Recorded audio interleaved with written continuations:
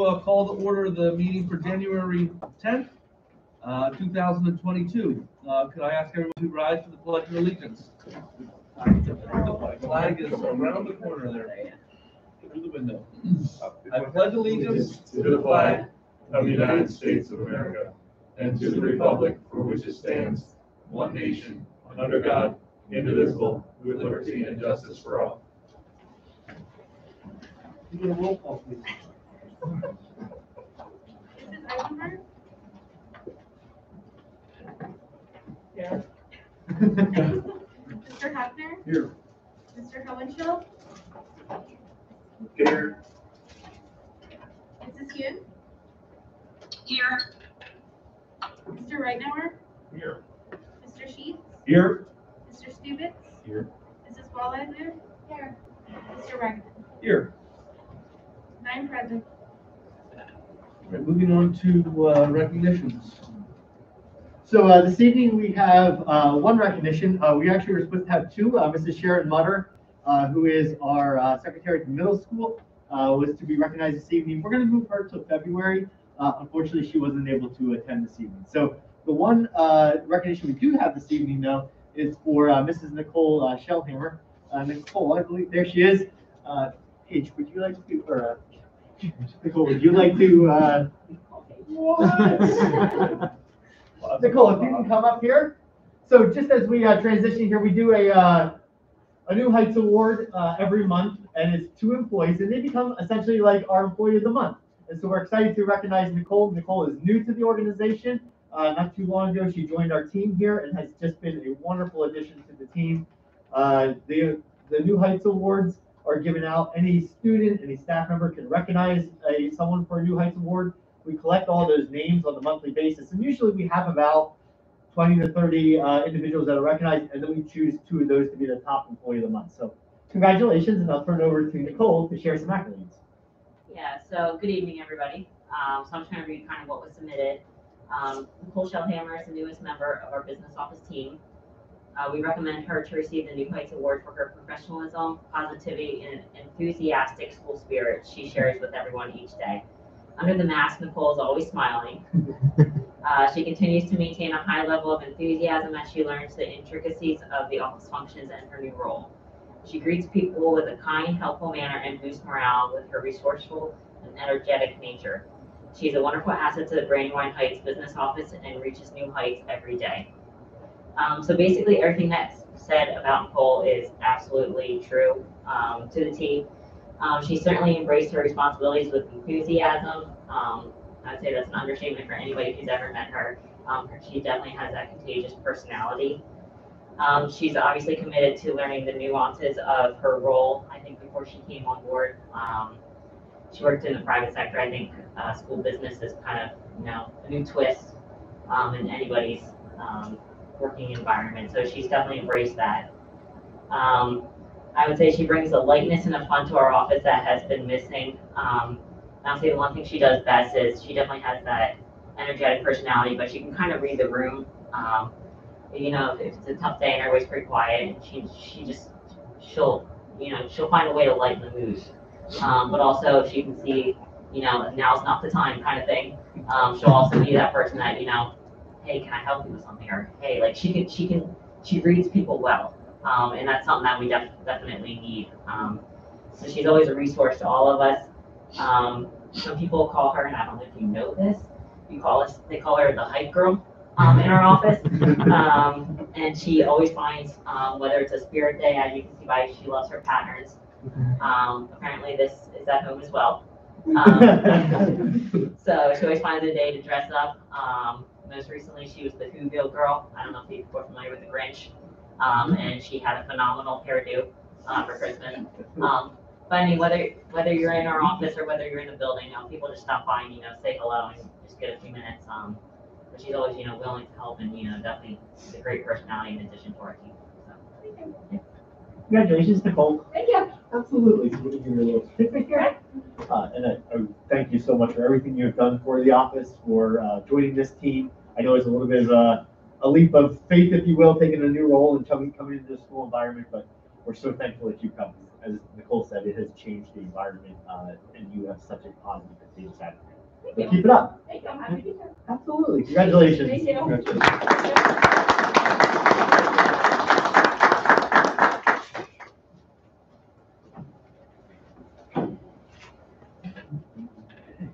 So next on the agenda is our student board representative report. We're going to skip that this evening. The two high school students are not able to attend because of COVID-related absences, and Miss Stout, who is our intermediate middle school representative, is at a basketball game. So we don't have any students to report, so we'll skip that and push that off until February. Next up, January is an opportunity for school boards across Pennsylvania to be recognized.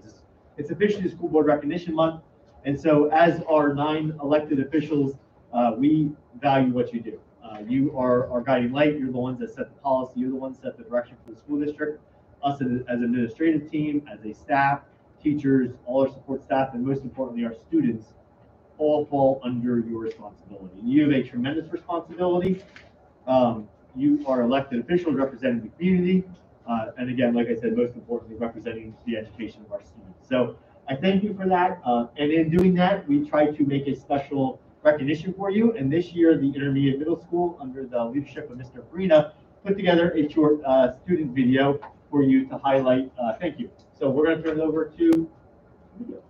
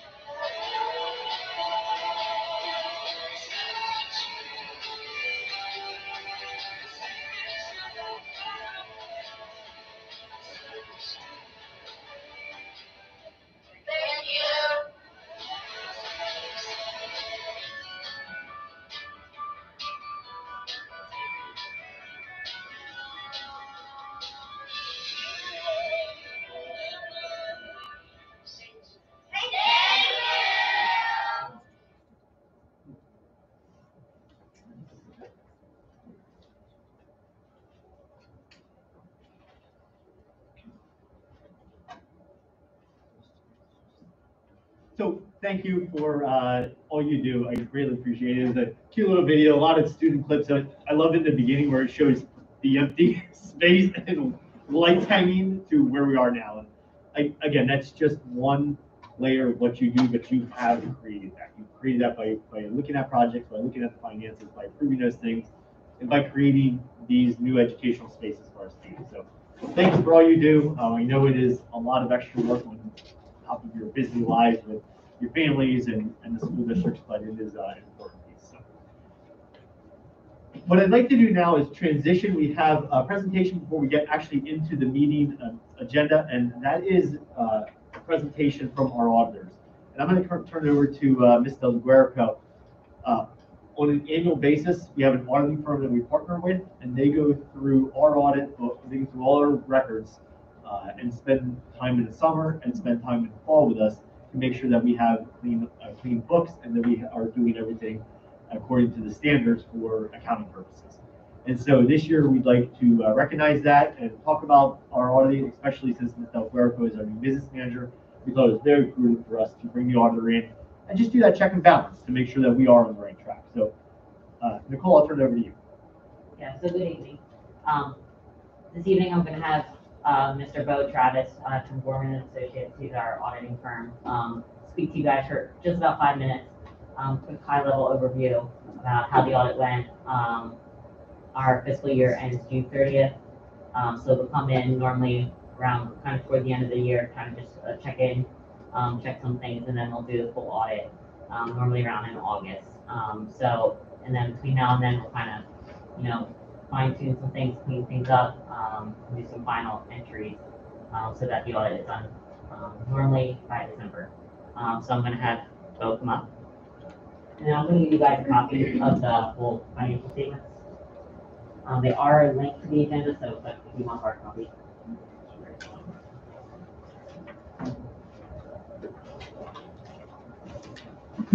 Thanks, Ed. I'm just gonna give a real quick summary, high overview of it. In your financial statements that you receive, I'm just gonna go through the table of contents and point out some things that you might wanna take a look at, when you're going through it. The first is the letter to governance and management. That's on pages 2 through 5. That's kind of our letter to you guys saying, hey, this is what we did, this is what we looked at. If we've identified any control deficiencies, significant material misstatements, they would be in that letter. And that before we didn't have any significant deficiencies, so that's excellent. We also put in recommendations that we have and some other things that may be coming up for new standards down the pipe in that letter. So definitely read that letter and give that a look. Then we get into the financial section, the independent auditor's report. So this is our report opining on your financial statements. And it's pretty much us saying, are these financial statements presented fairly in all material respects? And did we find any issues that we think maybe are misleading, or could somebody that's reading this financial statements taken out of context of the financial position? And our opinion is unmodified, meaning it's a clean opinion. We don't have any issues with it. We believe that the statements are clear and concise and that they're performed and they're accurate. You get into the basic financial statements, and that's what we are opining upon. That's from pages 22 to 35. Those are your high-level financial statements. You have your district-wide financial statements and then your fund financial statements. The difference between the two is one is based off of modified accrual. That's your fund financial statements. And those are kind of like your daily operations, your modified accrual basis, okay? And those are the ones that are, you would budget towards, and the financials that you look at. Now, the district-wide financial statements are with full accrual, and that's just pretty much, basically, it's your long-term assets and your long-term liabilities are added. And the major things there are pension, and OPEB, and capital assets. Then you're in the required supplemental information. Those are detailed schedules of your pension and OPEB liabilities. That's all required to be reported your total audit package, and those notes to those. You get into the supplemental information, and that is more fund-specific financials. So each fund, so your capital reserve fund, more detailed breakdown. Because on the basic financials, it's more of a high level, not just function line, it's like literally instructional support, operational. So those back schedules are actually more of a detail, and we audit those as well, so those numbers are good. And then we get into the single audit section. In the single audit section, not only do we have to opine on the financial statements presented fairly, but we have to also, the school district is required to follow government auditing standards, which we have to test your internal controls on financial reporting. So how are those controls working? How are they doing to make the financial statements accurate? And I'm glad to announce that we didn't have any findings, so those are good. In addition to that, we also have to opine under, because your school district spends more than $750,000 in federal expenditures, you're required to have a single audit done and fall under uniform guidance. The OMB, the Office of Management and Budget, has compliance. So we gotta test compliance issues or compliance on certain federal grants. This year, we tested the child nutrition grant, the National School Lunch Program. That one came up that we were required to test, and we didn't have any material misstatements, no findings in compliance, and everything, the program is working how it's supposed to work. So that's all good news. I think it's exceptional if you did. I mean, for the turnovers that you had in the business office and stuff, you know, we were a little bit concerned when we did our pre-audit procedures on what kind of issues we were going to have. We were a little bit nervous, especially with the lack of people in the business office, but I think controls are in set and in place, and it actually turned out really well. I think that they did a really great job, and Nicole coming in, stepping in, it was an excellent one. Any questions? Thank you, Bo, for that summary. Thanks for coming out tonight. I appreciate you recognizing the business office and the controls in place, because if I think about it, there's essentially two, depending on how you look at it, three people that stayed through the course of the year with all the different changes and everything else. So, And I forgot to mention you, sir. no, that's not me. It's You there. actually stepped in when there was that break, and we had a lot of communication back and forth. And I do recommend it's really great about your district is to make sure they're not getting in trouble all the time. They're emailing us, hey, can we do this? Can we do that? Is it okay? And that's good, because it sucks when we come out and, you know, we thought, oh, that should be fine. You don't check, and then we end up writing everything up, and you're not following the rules and regulations, and problems can happen. But it's good that you have that good communication, and you guys are always checking up. And we like those questions. We'd much rather you ask us the questions so you do things properly and do things correct. And I thank you for that. It's good to have that partnership that we can ask those questions, and I'd rather just do it right from the beginning, like you mentioned. And while it was fun to play business manager for 6 months, I don't want to do it again. It's all yours. Any other questions for Bo? Steve, great job, Nicole. Please pass on to Beth Ann our thanks as well for keeping the wheels on, and great job just picking up the baton and running with it. So thank you so much. Thank you. Thank you, Val. Thank you guys. Thank you for your time this evening. Alrighty, moving on here. Time for public comment, anything relative to agenda items. Is there anyone that would like to address the board? Yes, you can just state your name. My name is Danielle Zelko. I'm new to the district. Okay. Can you hear me? Yeah, we're good. Thank you. Okay. So I'm from Fleetwood. This is not how Fleetwood does things. So I just need a little bit of direction. So the way public comment works is we just ask for your name, where you live, and then you can provide any comment relative to any agenda items so the board understands the community's perspective. Once we hear all the public comment, we'll actually start to disperse and go through the regular agenda items. There's 4 sections, and we'll go through those sections one by one.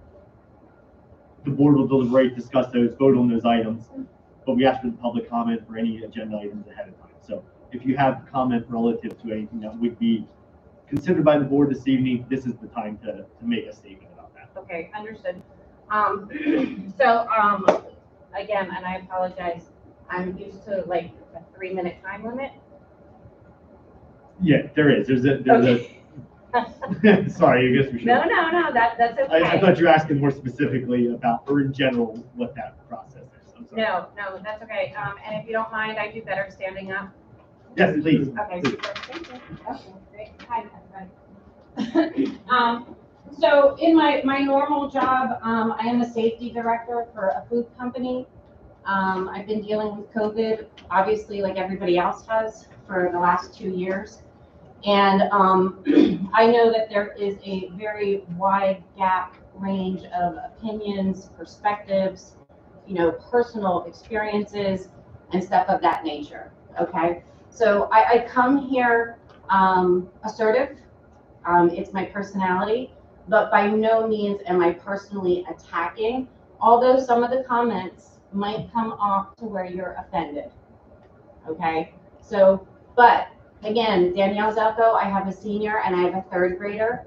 I'm welcome to conversation. Obviously, maybe not tonight, but look me up, give me a phone call, we can talk. Okay, here's my spiel. So we were at Fleetwood our whole life pretty much, and my girls did Ingenuity Virtual, and we chose to do that because of the mask mandate. It's not because we live in fear. We haven't worn a mask for 2 years. We won't do the COVID shot, at least not now. To me, there's not enough data. I'm certainly not going to put something in my child when the entire 2 years has been up and down, back and forth, no straightforward data. People are living, people are dying, people are contracting COVID with the vax, without the vax. Quite frankly, in my opinion, the government doesn't know what they're doing at this point in time. And I'm not about to subject my body or my child's body to a vaccine, period. I'm blessed with children. It's my responsibility to make decisions and provide for them. Agencies, schools, people, media, medical doctors, you can all give me guidance. That's super duper, and I will listen. I will be objective. I will ponder it, but I have a brain and I will use it. I'm not going to fall in line and be a little soldier how the government wants us to do it. It's not going to happen. We live in America. We have freedom. I have God who brought me into this world and who will take me out when he is ready. COVID's nasty. It's real. It has killed people. There is no doubt about that. But it is a virus. It mutates. It lessens. And thank God we're starting to get therapeutics and we're starting to have truth and honesty. And hopefully people have real conversations instead of the agenda that's going on behind the scenes. Now, I understand that it depends on what news source you listen to. You can listen to CNN, MSNBC, Fox News, Dr. Fauci, Dr. Malone, Dr. Peter McCullough. You can look at all the different scientific papers. I'm not that smart. I can read it, I can understand it, but at the end of the day, these are my kids. So as I said, I am a safety professional. I have listened, I have read, I have, for hours. I've read the CDC documents, the entire website, if you can navigate through all of it. I read the Department of Labor documentation. Has anybody else read the Department of Labor documentation? The one where they want to segregate vaxxed people and unvaxxed people? Anybody else read that 48-page document? That was the 3 minute. May I continue? 3 minutes that's how we have set up on the agenda. So if you would just want to make a closing statement. Thank you. I do appreciate that. Thank you very much. All right, so here is my closing statement.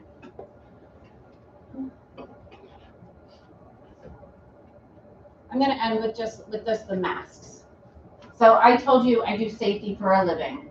Okay, part of my job is to make sure that when people go into confined space, they have enough oxygen in confined space. Because if there's not enough oxygen in confined space, what happens? Oxygen depletion, you die.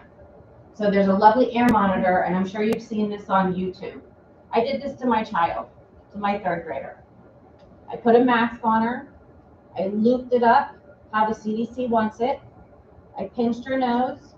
I made sure it was no air. Did I do this or did I not do this?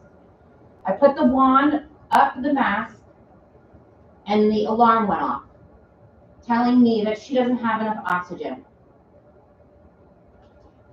Here's where I'm personally attacking the people who are wearing this mask. Knock it off. Take off the mask. You are suffocating your child. You're suffocating them. That's oxygen depletion. Super great that you think you can all breathe, but you're not doing that to my child. No offense. All of you have touched your mask at least once since I sat there. So if you think you are protecting yourself from germs, that's lunacy. Stop the masks. Stop this contact tracing. Who cares if you get sick? So we have therapeutics. Wash your hands, get some rest, drink plenty of fluids, get over it. But this is ridiculous. People are in fear. They don't want to take their masks off. They don't want to see people. They don't want to get within 3 feet of each other. And you are perpetuating this by wearing your mask. Your cute little masks that match your outfits. It's ridiculous. Take off your mask and smile. Depression, suicide, all this stuff, you're adding to it. I'm finished. Thank you.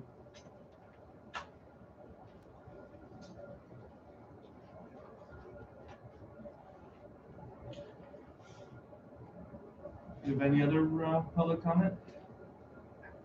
I would like to speak, but I'd also like to wait until after the new health and safety things have been presented. Because that might answer a bunch of my questions that I have. So I'd like to wait until after that's presented before I can speak. Is that okay? That's fine. Okay, thank you. I will third that as well. Thank you.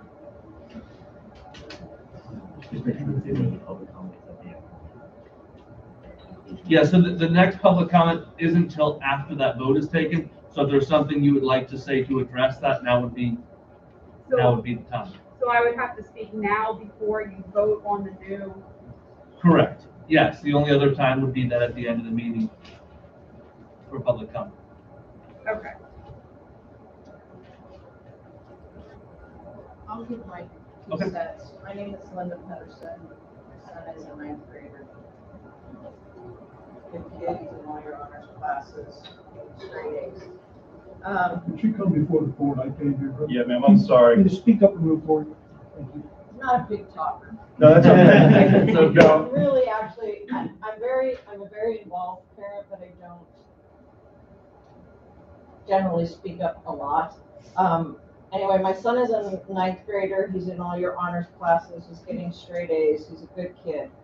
That said, I am also a nurse. I have worked through COVID and the entire everything. What she says is true. It is a virus. It is going to mutate. The current vaccine does not allow for your body to fight off the mutations, and so there will continue to be more and more vaccines. My goal in what I'm saying is hope that you take all this into consideration with the new health and safety, whatever you're voting on, to realize that as a nurse, I see people who get COVID with masks, with vaccines.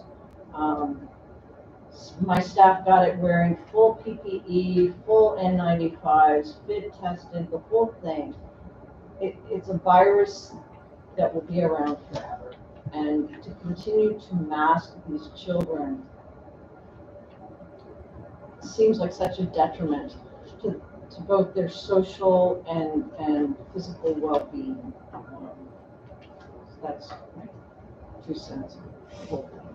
Thank you. Thank you.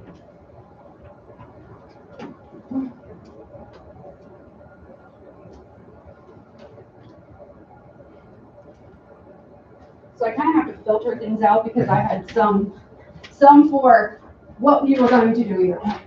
So bottom line is, I'm not here to talk about masks. Ma'am, Whatever. just your name, please. Oh, sorry. That's okay. Nicole Smith. That's okay. Fleetwood, Rockland Township, I don't know if you need. Perfect. All right, anyway, my problem that is going to be presented tonight is regarding the segregation of the kids regarding the vaccinations. When I send my child to school, I don't expect them to be segregated for anything. We don't segregate the children if they're getting a free or reduced lunch for a person that's getting a full lunch. We don't do that. At least our children don't do that. Our parents don't do that. I don't know if the child next to me is getting a free lunch or not. Personally, I don't care. It's not my business. I don't know if the child sitting next to my child is fully vaccinated from all their childhood vaccinations that are required to be in school. I don't know if the child sitting next to mine has the flu shot. It's not my business. It's not my concern. Whether my child is vaccinated or not shouldn't be anybody's concern except for mine. I work at a hospital, and the amount of staff that is out right now is the highest it's ever been in the past 2 years. And guess what? 90% of our staff is vaccinated. Our staff is out due to COVID. So being vaccinated, you're going to have people that say it's better, it's not. I don't know. Nobody knows if you really think about it. But being vaccinated should not make it a difference if a child has to quarantine or not. And when a child is pulled out of the classroom and says, okay, well, this child does not need to quarantine because they're vaccinated, but this one does, you're going to create bullying. Bottom line, it's going to happen. And I don't need my child to do that. These children have had not a single normal school day for 2 years, and then that is going to be on top of it. It is not fair to these children. Let them be children. Whether you do masks or not, I don't really care. Do I want my child to wear masks? Absolutely not. But if my child can stay in school because that is what you want to do, fine, so be it. I don't care. My child needs to be in school. That's where they need to learn. That is what the school is for. Not being at home where I have to pull out of work because she needs to quarantine to sit at her so she can do it on a computer. No, it's not acceptable. She needs to be in school. Both of my children need to be in school. I'm saying she because she was the one that had to quarantine. Whatever. Anyway. Another thing is, I don't know if the child sitting next, and this is getting very deep, but child sitting next to my child could be positive for HSV, which is herpes of the mouth. They could be positive for HIV. I don't know that, but we don't segregate that. You shouldn't be segregating that. Sorry. You know, closing argument. Yes. Basically, my bottom closing argument is these children should not be labeled to vaccinated, unvaccinated. And I don't care if the public is doing that because that's what it is doing, but it should not be in the school. It should not be, so these children have to choose. I don't think that's acceptable at all. So that is my thing with the school. I don't care what you do with masks. Do I want them to wear a mask? No. But I do not want children to be segregated. Oh, you're vaccinated, you're not. Unacceptable. I do not agree with that whatsoever. So They segregate them for wearing masks and not wearing masks, because my child is told you need to sit 2 feet behind everybody because you don't wear a mask. I agree with her, is what I'm saying. The segregation has to stop. I'm just, that is my plea to you guys, and I really hope you listen with this because I do not agree with the segregating between vaccinated and unvaccinated. Thank you. Thank you.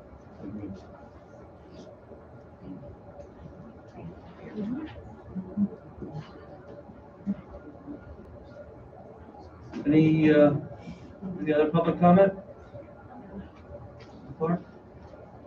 Hi, my name is Erin Clark. I'm a little bit behind, so catching up. I only had like 5 minutes before the meeting was at a basketball game, so I didn't get to really read as much as I had wanted to, but I know that we were talking about the health and safety plan. So my understanding is that what will be presented tonight is we will be shying away from case counts in the buildings or as a whole.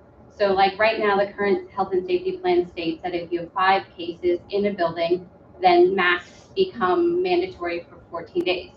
So doing away with that would eliminate masks in general in every building. So we would no longer be monitoring that. So then my question to you is, we will still be following all the CDC guidelines, which would then increase all the contact tracing that we would have to do, correct? Which would then be sending kids home for 5 days, then worrying about whether who's vaccinated. I don't really want to go into all that, but that would be the current guidelines then. So yes. The Okay, one stipulation is there's 2 plans on the agenda tonight for consideration. The one is to keep consistent with the current plan, okay, which is the metric system, 5 cases over a 14-day period. The other plan is to eliminate that. That okay. way it gives the board some discussion points of which way they want to go. Which would then, I guess the option then is to test to stay, but what the option is kids can test negative, and then be positive 3 days down the line. That could happen. Okay, all right, so then you could potentially be having kids stay in school that could be testing positive 3 days in the future, which then you're contact tracing back. So that seems like, I understand that this virus is not going anywhere, but the option to keep my kid in school is to send him and her every day, which I'm fine with. And then you have the virtual option, which is not a great option to me. So I'm just trying to figure out the balance of the constant in and out. Like, where does that factor in? Like, if I'm choosing to send them, I want them there. So how do you balance that continuously so that you're not constantly having kids virtual? I mean, just from my standpoint, my kid made it 1 day. He made it Tuesday. And then he was home for 5 days. So like at the current track, we were not off to a good start, which I get. I'm just trying to figure out, you know, I don't want to discuss the science of the virus. I don't want to discuss masks. I'm just trying to figure out what the best option is to keep kids in school. And I'm more worried, like I'm not sure case counts matter or will make a difference, but what really, you can't get away from contact tracing. How are you going to keep kids in school?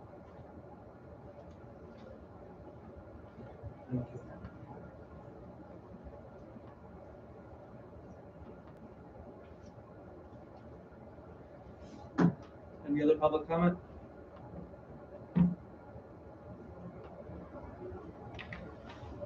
Hearing none, we'll move on to the agenda items. Can I get a motion and a second for the board of directors report? So move Sheets.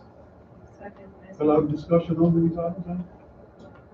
Yeah, we'll have, it's those items that were discussed are on the agenda for the health and safety plan, all those, Yeah, we're gonna be able to discuss that. Okay. 100%. Okay. All right, walking through the board of directors report. First, thank you everyone for public comment. We will be discussing the health and safety plan as part of the board of directors report. The first thing on the board of directors report is to approve the meeting minutes from the reorganization meeting at the December 6th meeting, as well as the regular board meeting at the December 6th meeting. There were 2 errors in the presentation of the items at the December board meeting. And I wanted to make sure the board was aware of that in approval of the minutes tonight. The minutes reflect the correct information. The 2 notes were under the personnel section, F3. We talked about some incentives to create opportunities to attract new employees to the school district. In that section, we talked about changing the approval, the substitute rates with our contracted provider, STS. It was noted that they were 110, and we were going to change it to 130. And for our daily subs that are always here every day, 120 to 150. That should have been 100 instead of 110, and it should have been 110 instead of 120. So it is corrected in the minutes now, but I just want to make sure that as you approve the minutes tonight, you know you're approving the corrected note. And then the other piece that was brought to our attention by Mrs. Hune, you approved a tax collector, which was Susan E. Davis. She was approved as a district township tax collector. That should have been the Topton Borough tax collector. You'll be approving the district township tax collector this evening. So the wrong borough/township was identified. So just want to make sure you knew that. It is corrected in your minutes now. So again, what you'll be approving tonight is the corrected version. Any questions on that? So we have policies this evening. The first section under B are the second reading of policies. There are 5 policies there. We, just as a reminder, our policies are broken up into different segments. We have went through a process of a 6-year cycle of looking at our policies. we are restarting that process all over again, and we're starting with the business section as our initial policy. So we're going through those bit by bit, about 5 to 6 policies every month.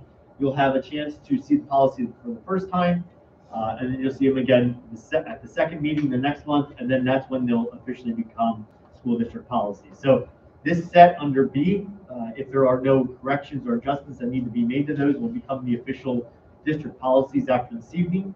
And then item C is a first reading of policies, and those are cooperative purchasing agreements, payroll authorization, payroll deductions, payment of bills, and use of facilities.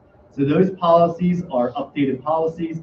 Mr. Werico has taken the lead on this, and as you heard from our auditors, these policies are a key piece to making sure our processes are intact, and you as board are setting these processes in place using policy. So there are not really any massive significant changes to these policies to note. Mr. Werico, do you just want to walk us through a couple of the highlights here? Yeah, so I just want to point out the, I guess, significant changes if there are any. So if you go to policy 614, payroll authorization, kind of what we talked about earlier, there are board policies, but there are also federal, state, and local laws. So we kind of incorporated a lot of areas that will say, you know, in accordance with procedures established by, say, the superintendent or designee. But we also put in accordance with federal, state, and local law. So you'll see that in 614 in a couple instances. So policy 615, just a minor adjustment on wording. It kind of got too specific on payroll deductions for employees. It said, so we simply put for approved purposes, although it typically is a for approved fee, tax deduction or appreciation dues. But say if we would do something else, that kind of allows that ability, as long as it's for the approved person, that approved reason that the employee had intended it to be deducted. And then policy 616 is the payment of bills. The only small minute change was list of bills shall include. Back when this was initially approved, you only did checks. Now you do electronic payments, so I just added that simply in there. And then the last one, kind of out of sync, is the use of school facilities. The focus was on, again, we're going through kind of the food service audit, trying to update if people rent our, say, facilities and they want to use our kitchen. Kind of go into the fact that, you know, you need to have somebody that's serve safe compliant, somebody who can food service cafeteria, that kind of has that expertise to run a kitchen, and it's not your typical kitchen that you would have at home. Some more safety protocols, and then just kind of some minor adjustments about, you know, what's allowable, not allowable on school property. That's more of the legal aspect. Kind of also, toward the end, leasing of facilities and also unavailability of facilities in that, you know, there's a weather-related issue or, you know, any other related issue. We have the ability to cancel rentals or, you know, close facilities to anybody that has intended to use them. Any questions on those policies or the adjustments that are being recommended this evening as a first reading? And as the first? No, second reading, I have a question. Okay, yes. Item C2, the purchase subject to bid quotation. I'm curious as to what the trigger is now to require quotes. According to what I've been reading in the markups and what have you, it was currently 18,500 with an increase limitation of 3%. Yeah, so that what changes annually. I believe it is 21,900 Yes, for it this year. is. 21,009. For that is to go out to get an RFP, RFQ, just to get 3 quotes. And I believe it is 11,800 for this year. And that changes on the first of every year. Well done. I just was pulling it up. You have the numbers exactly down the. It's like you're the business manager. So, I have two on the first reading. Ken, just go. no, I'm done for that part of it. Thank you, Ken. So I had a question on the first reading. Why did we include medical marijuana on the prohibited items? Like it's literally the only like prescription that's on there that's they're saying is prohibited. I mean, are we prohibiting people from using Oxy or Valium or whatever? This is on the building use. Building use. Yeah. I just thought it was kind of funny because I'm like, dude, it's like it's medical marijuana. It's actually listed as medical marijuana, not listed as like, you know, somebody using it by themselves. Is that something that we're precluded from allowing because we accept federal funds, or? At this point, that's correct. Ah, okay. We're not allowed to have, people aren't allowed to use medical marijuana in the building because we take federal funds. Hold on, Well, there's. let me Use it, but not on school property. not on school property. Okay. You take it before they come to work, it's okay. Exactly. Well, no, this is for use outside of school then, right? So it's like, You guys are getting in the weeds here on this a little bit, but then, like, if you So want to there's get the two reasons why they put it on situations. paper. There's two, because technically medical marijuana is not approved by the federal government. And therefore, if you're receiving federal funds, you know, the federal government has indicated that there's a possibility that they can remove federal funds for allowing legal marijuana to be used on your school property. So you have to be cautious of that. There are options that we have that we can deal with, and we've dealt with it in other districts about how that can be done. Okay. But you also have to understand that employees have rights, and they can do medical marijuana. There's just certain rules and regulations that have to be in place to make sure that you're controlling that no one's coming in here and causing any health and safety issues because they're on the marijuana. So there are processes in place. There's also processes in place for students as well. Okay. So That's kind of more of what I was thinking, right? Because you hear the stories about, students that have, drug resistant seizure disorders that, for some reason, that seems to be the thing that stops them.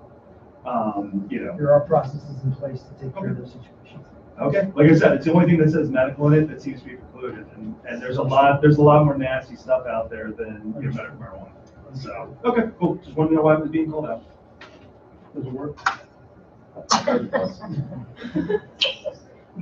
Mr. Wagman, Mr. Potter, it's Liz. I'd like to chime in with two quick questions on the policies. One is in the first section under 610.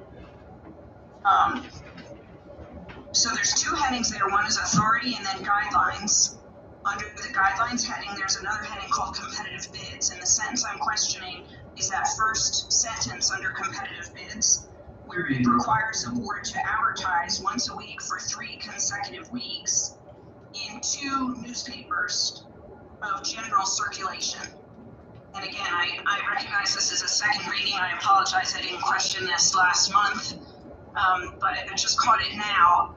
Given the prominence of the web and online opportunities to sell things or to offer our bids online, I'm wondering, maybe this is a question for you, Mr. Pratt, do we have the ability to replace one or more of those newspaper solicitations with more practical, more broad-reaching online opportunities?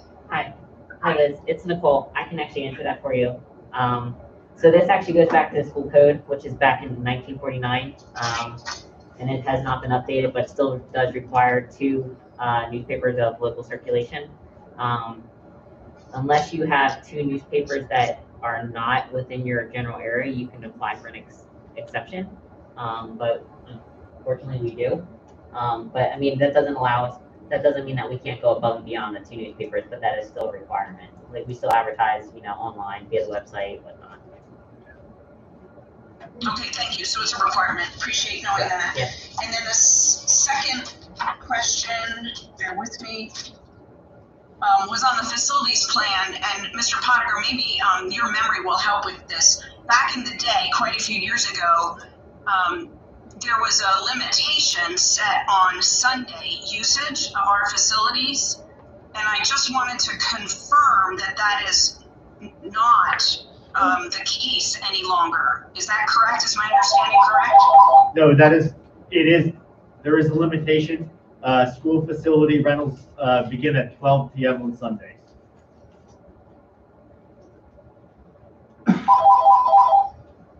I apologize. I'm trying to mute so that you don't hear my phone ringing, my house phone ringing. Okay, so would you be willing to say that again? Beginning at 12 noon? School facility usage begins at 12 noon on a Sunday. Okay, and is that written in this policy, or how would folks know that, and how is that enforced? That is in the on the application for the school facility use. When you go in to look at the school facilities, that's where that's applied. Okay, great. Thank you. Appreciate it. Absolutely. Any other questions in regards to policies? First or second reading? Hearing none, All right. moving on to D. So item D, obviously there's a presentation here. Before I get started, there's two unique pieces under item D. Neither one of these have to be accepted by the board tonight. You can scrap both of them, you can start something new. But we do have to reauthorize the district health and safety plan. It is a requirement this year that we have to do it. We had to create one at the beginning of the school year, and we have to reauthorize it every 6 months. So it's our time. It just happens to be that we're starting controversial. It's been controversial the entire time, but it seems to be that we're kind of at that point where we need to discuss this again. So it fits well with the 6-month renewal process. So what we tried to do this evening was to put two plans in front of you. Again, you can modify one of them. You can choose one of them and say this is the one we like, or you can do something different. But the two plans in front of you this evening is to maintain the current health and safety plan, and I'll walk through that in a second. It's slightly updated, or you can choose to adopt the alternate health and safety plan, and the alternate health and safety plan outlines a purely mask optional, and it eliminates the concept of some kind of metric to determine if masks are going to be applied in a building or not. So that's the difference, holistically speaking, between the current health and safety plan D1 and the alternate health and safety plan D2. It's the mask, the case count metric that would be related. So before we begin that conversation as a board, the administrative team has been working on a request from the board that came out at the December meeting. Was let's look at the data, and can you provide a data presentation to the board at the December meeting? And so that's what we're going to be going through this evening. As we go through this, the agenda is we're going to be looking at the case counts, what some of the hospitalization data is locally, what the local school district is, and then what some next steps are. So the concept here is we want to start high, what's happening at the state, and then work our way down to the county and to the local. We've used a lot of our experts within the community, whether that be the St. Luke's Medical Network, that is our direct medical partner as a school district, or the Berks County Emergency Services, or other resources that were at our fingertips. And that's what we use to pull this data points together. The goal of tonight is just to inform the board. Again, the request from the board was, can we see a data presentation of what's happening so we can make a better informed decision? So that this hopefully will give you a perspective. We all read the news, we all see all the information, so you have an understanding of what's going on, but it may be enlightening to see the specifics of what's happening within our region. So case counts, again, starting high, coming back down. Pennsylvania, the way this graph is set up, and I'll just take a moment to talk about it, and I know it's hard to read with the data points. These are provided by St. Luke's, but really came from the CDC. You come over here, this says July 2020, this is January 2021, you have July 2021, and then you have January 2022. So that's your timeline. You'll see this framework of a presentation through the next couple slides in narration, so that's why I wanted to spend a couple minutes just talking about how this is set up. As you can see, the number of cases is at an all-time high compared to even where we were back last year in January, and even last year in January, we decided to do that virtual learning, and we adjusted our plans and created that buffer zone for contact. As you can see here, we're a lot higher now than even we were there or at the onset of this whole process starting back in 2020. Here's where we are in Berks County. Similar to the state, you see a very similar roller coaster ride, spikes at the winter time, kind of ebbs and goes down in the summer months. When you look at the summer months here and here, winter and winter. Interesting spike here in Berks County versus when you look back at the Pennsylvania data, you don't see that quite as much. But we had a few spikes in Berks County last winter. And then, of course, right now, as we all again mentioned earlier, see in the news a lot of spikes of cases right now. This is a regional vaccination status. So the way this slide is set up is it talks about the county. So what this is provided by St. Luke's, but it uses the data sources here. So Berks County is the first line, and then this is the Lehigh County line. So if you want to look at some data points of a neighboring county, often we look at Lehigh. The vaccination status is 54.4 for Berks County and 67 for Lehigh County. The data point that we don't have is the number of vaccinations that are connected to our local school district. So that's something we purposely have not collected. We have offered vaccination clinics for our staff. We've offered vaccination clinics for our students. But I didn't feel it was appropriate to collect that data from our staff or from our students. From some of the public comment that we heard this evening, whereas we start to collect that data, it makes others feel that don't want or choose not to have their children or themselves as staff vaccinated. You want to put them in a situation where they feel like they're being ostracized for not choosing that option. So it is purely an option to have the vaccinations. We've promoted those vaccinations, vaccination clinics for staff and for students, but we have not collected that data purposely. Hospitalization rates. So when you start looking at cases, of course, the next thing, and we've again heard it from our public comment tonight, that hospitalizations are high, the cases are high in hospitals. Staff are starting to have an impact there as well. Starting high, same data points as you look at this. This is the 2020 data, January 2021, July 2021, and then most recently January 2022.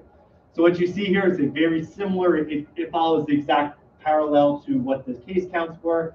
Fairly high last January when we had the spike go up then, and then we're creating that peak of equal hospitalization across the state currently within January 2022. I'm sorry, what was the number on the other axis there? That is number of COVID hospitalizations per day. And what are the numbers specifically? 0, 2,000, 4,000, and too blurry to read. Sorry. It would make sense. It looked like a bunch of zeros, so it's probably 6. So the data point that was presented to us was, and Mr. Volker, Dr. Reese and I had a chance to meet with some of the head medical and epidemiologists at St. Luke's, and they walked us through this slide particularly. They said that this one, while it's presented by the Department of Health, doesn't quite tell the story, but I'll present the data. This is a data chart that shows the percent of hospitalization and the capacity at the hospitals. So when you look at it, again, this is Berks County here, the top row, and then Lehigh is down here. So just to kind of bring that over, this is Lehigh right here, and then this is Berks. So this is your percent change within of the 100,000 population that the data point has been used within the last 7 days. These two columns here are the percent of medical surgical beds occupied, and then this one is the percent of adult ICU beds occupied. And how that relates to COVID, these are the ones that are directly connected to COVID that have the capacity level. So you can see here that at this point it shows that there is a little bit more capacity within the ICU at Ready, a little bit more, taking more of a hit at, sorry, I'm on the wrong row there. That was on the right row. At Lehigh County with 92.1. Again, they felt that data point was low. They thought it was, from their local perspective at St. Luke's, that it was much higher. But that's the data point we have, and it is the data point to share. This comes from a different data set.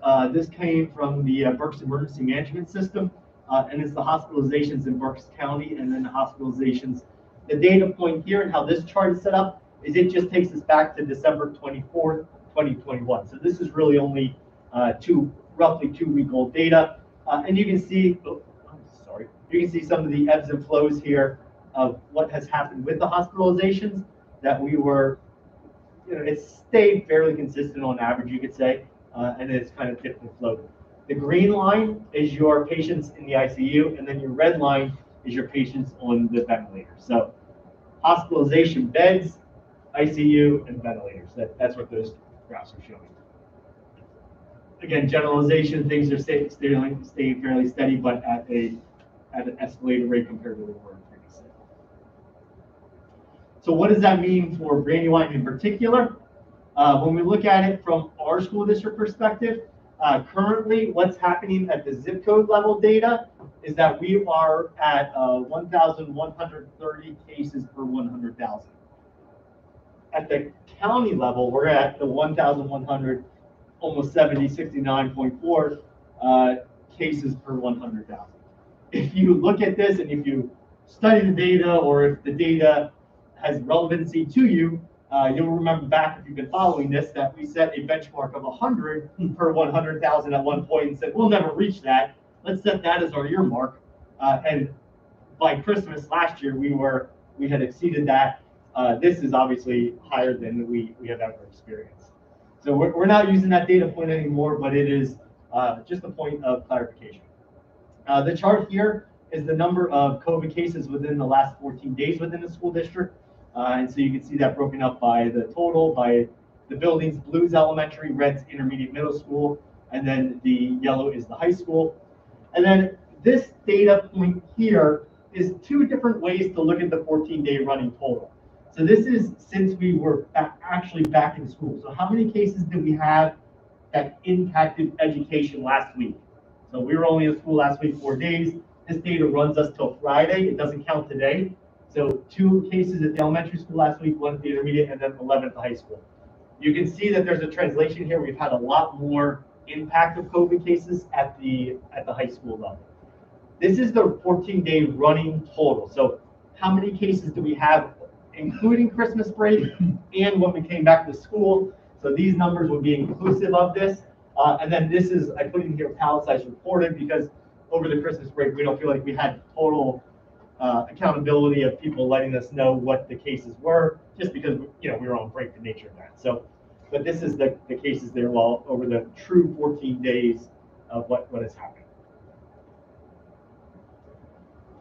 This slices the data a little bit different. So when we start looking at the cases, we start talking a little bit about quarantines. And so the data points here show the number of quarantines that happened just while we came back from school. So from that January 4th to January 7th, you can see the data points here. We had 159 students, 9 staff that were quarantined.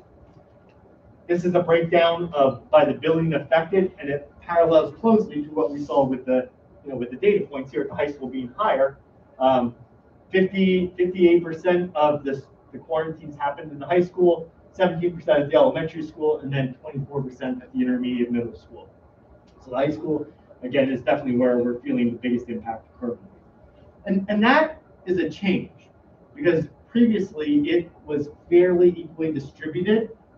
Maybe one building would spike a little bit higher than the other, but we really have never seen such an overwhelming impact of one building compared to the others. This is something unique for us. This is yet a different way to look at the data, and so this is the average quarantines per case. So we went back and looked at the data from in December and January, the month of December essentially until January 1st. And the reason we did that is following what the CDC and Department of Health are telling us. If 2 people are masked and there's a close contact case, the other individual, let's just say I'm positive, the other individual does not have to quarantine. That's when 2 people are not wearing a mask. And I should say not people, I should say students, because it's specifically 2 students. If one person is not wearing their mask and the other person is sick, both individuals would need to quarantine. That's the rules. That's what we have to follow for the quarantining process. So previously, when we had full masks and it wasn't an option, we had 3 cases per 3 quarantines per the infected case on average. And now with the mask optional, after January 1, so just last week, we were at 9 cases per 9 quarantines per the 1 COVID positive case. Do you know how many of the 159 that were quarantined eventually tested positive? I don't have that data point. I don't have that data point. And I know the nurses keep that. I know the nurses have it. So we don't have the data point to say here who is the quarantine and then transition. We have a massive running log, but when someone transitions and turns positive, we change the data on there. But wouldn't you And know because? Well, we're not. So we don't have that data point this year. Right, so we can do that moving forward, but right now what happens in our mass Excel is we have all the data points, all the communication logs, but they change over. Once they change over, we recode them. But wouldn't if they turn positive, then actually their quarantine is less, so you would know because they become back active.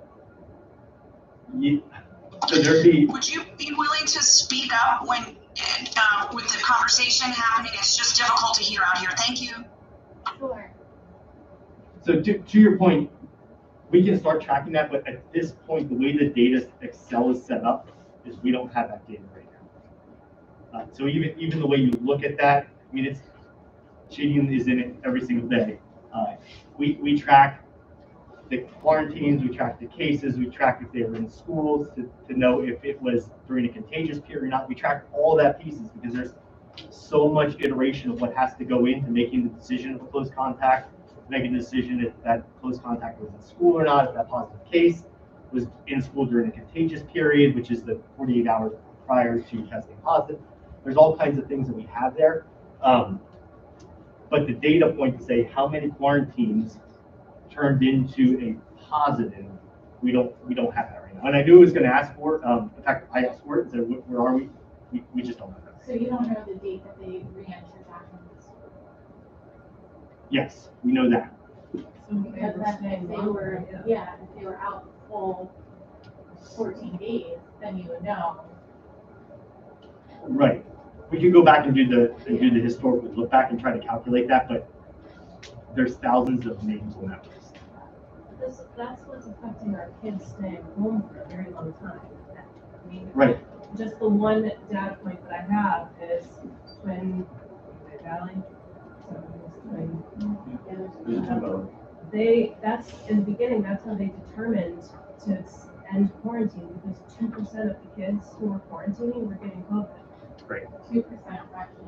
Only 2%. So they said the quarantining isn't helping. We're just going to stop quarantining so the kids could be in school.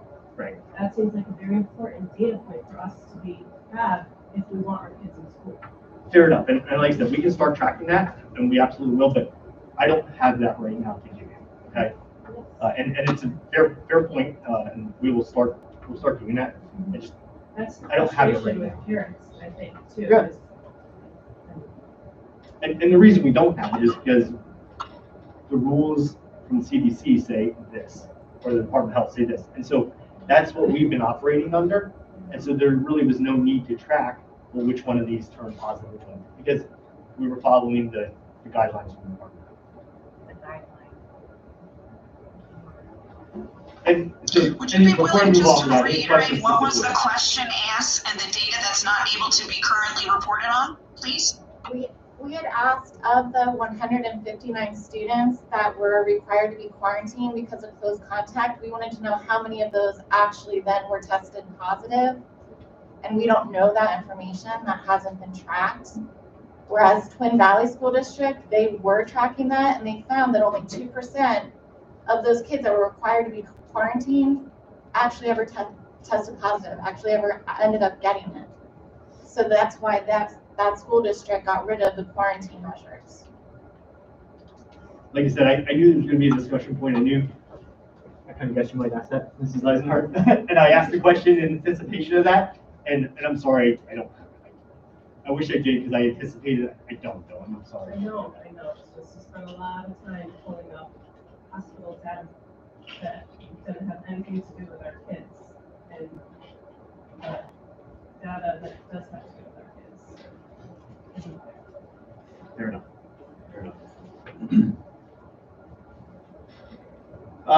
So is the rules relative to quarantine. So when we make these determinations of who is quarantined, this is the rule. And it's what I mentioned earlier about 2 students are masked regardless of vaccination status, do not need quarantine. The Department of Health has changed the regulations again as of Friday, and it's now called PA HON 619. In some ways, that has worked to our advantage. The second to last iteration was PA HON 615, and the difference is this one right here. So this one is talking about adults essentially that need their primary vaccine as well as their booster shot. Originally, it said students needed their primary vaccine and their booster shot, or they had to quarantine. So there was a bunch of students that we had to quarantine last week because they didn't have their booster shot. Probably, and I dare say unfairly, because the booster shot just got authorized for students. So that has most recently changed. The CDC changed their stance mid last week. Department of Health on Friday came out with a new update. This update actually isn't even on the Department of Health website yet, but I was able to get a copy of it, and it is the official new guidance. So that took effect Friday, and it will help to eliminate some of the quarantines. And then anyone that had COVID-19 the last 90 days also do not have to quarantine. So this one doesn't affect us directly, but affects us indirectly. And I'm not sure if everyone knows that this is out there, but if you have a child in a daycare setting or a child care center, the Office of Child Development and Early Learning is kind of like the Department of Education for early childhood settings. And so their ruling is that if anyone's showing symptoms, they have to have a doctor's note to be able to come back to that daycare setting. If someone actually has COVID, they actually have to have a written physician note clearing them. And if they did a home test, they actually have to have the physician or the nurse review that home test to make it valid for them to come back to a child care setting. I say this isn't directly impacting us because we don't have child care settings, but indirectly, obviously, you can see the ripple effect of our staff with young children in a child care setting are falling into this legislation or into this guidelines, and unfortunately, it's causing us some impact to staffing. So that leads me Andrew, if you go back to that, it says communicable disease. Or Yeah. infection, so that could be anything. It's really anything. Chickenpox, it could be the flu. They're kind of jamming up people. It could be the stomach. But they're couching it under the COVID. Yeah. True. Yep. True, but like the way that reads is anybody that wants to come back to a daycare needs a doctor's note if their kid has stomach bug. And stomach bug, yeah. That's And crazy. if I may, this was recently added to the Department of Health to daycares, as they have a list of communicable diseases that have to be reported. And up until this point, COVID-19 was not one of those communicable diseases. They had to report to the Department of Health. That's why that terminology there, communicable disease. So there's some staff impact charts here. I'm going to leave that up. It kind of is self-explanatory. And then there's some vacancies. We've been talking about vacancies. I put that up there. When we talk about the overall impact of operations, this is something that the board, I think, is important for you to know. But what I want to do is just take a moment, and Mr. Frieda just started sharing a little bit about the impact with childcare settings. I thought it'd be important for the principals just to share a little bit anecdotally about what they're experiencing, so you understand the operational challenges that we're having at the building level, and they're the best ones to talk about that. So I'm going to start with Mr. Frieda, and he's going to share a little bit about this exact thing, the childcare situation. Sure, I think the childcare is a huge thing that's currently impacting the buildings. When we look at staff outages, we have staff who are out because they are a positive COVID case or they are waiting COVID results. But we also have an almost equal amount of staff who are forced to miss work due to childcare issues that are arising because of COVID. And as Mr. Pottinger shared on that last slide, this whole new concept, which just was rolled out through daycares at the end of last week, is really going to impact staff. Because staff who have children at daycare, which is a large percentage of staff, they will now have to be out with their children until they're able to get that result back, or if it is that 10-day. What we're really seeing through our nurses and just across the board is that due to the large number of people being tested, PCR test results are not coming back within less than 5 days. And a really great example of that is we had 2 students who who were tested for COVID last week. Their test results did not come back until Sunday. So any student who was exposed last week, their quarantine period of 5 days had already elapsed prior to us even receiving that positive test. So PCR test results are incredibly delayed, which is going to impact that childcare delay. And where we really see that being an issue from the staffing standpoint is on multiple occasions, staff members are getting phone calls at 9:30 in the morning, 1 in the afternoon, that they have to go pick their children up. So obviously we're letting those staff members go take care of their family because family is the most important thing. And then we're internally looking to cover those classes, looking to make sure that those classes are covered. So when you look at those statistics that are up there across all 3 of the buildings, this does lead to a number of shifts. We've all taken a number of opportunities to substitute. We've all taken a number of opportunities to work in our cafeterias and all of those things. So it does create a large impact on our staffing ability. But I do think too, it's also important to point out just the absolute professionalism of our staffs, our teaching staff and our nursing staff. With the positive cases, with all of the cases coming in, it's not uncommon for our nursing staff to be making phone calls on all day Saturday, all day Sunday. It's not uncommon that we're reaching out to our teachers just to confirm close contacts. So, there are a lot of ripples due to the daycares. There are a lot of ripples due to the positive cases. But our staff is really doing a tremendous job, as they always do, answering questions outside of their work hours. So, that's kind of what we're seeing across the buildings. But this new daycare change is something that I do really think is going to impact us from an overall staffing perspective. And if I can just echo Mr. Farina's sentiments before, just the gigantic thank you to my nurses, to my staff. What we see at the high school is we're already operating a little bit short because we've had, on average, 2 unfilled positions throughout the entire year. So, again, I'm blessed and thankful for the substitutes that we've had that have been with us, because those substitutes have been filling positions that were already unfilled throughout the year. But what that leaves us between the sub shortage and then the applicant shortage is, at any point in time, if I get 2 or 3 or 4 outages, what ends up happening is we're drastically short at the high school. So in an 8-period day, my teachers do sometimes have that duty period for coverage, but we find that traditionally what was used, sporadically at different times of year when we would get tight, we're not utilizing every day. And it's hard because I have some teachers that teach a multitude of subjects in their day because of the different offerings that we have that now, in addition to that, are covering classes. It also puts myself and my counselors, my administration, Mr. Barnhart and myself in positions where we're covering on average, 2 classes a day in addition to our lunches, because we don't have enough staff in there, which again, it is something that we can completely do, but it's starting to affect some of those areas we're seeing where we're getting to things like all of the contact tracing that's necessary at the high school. You see that it's been rough since we've been back from break.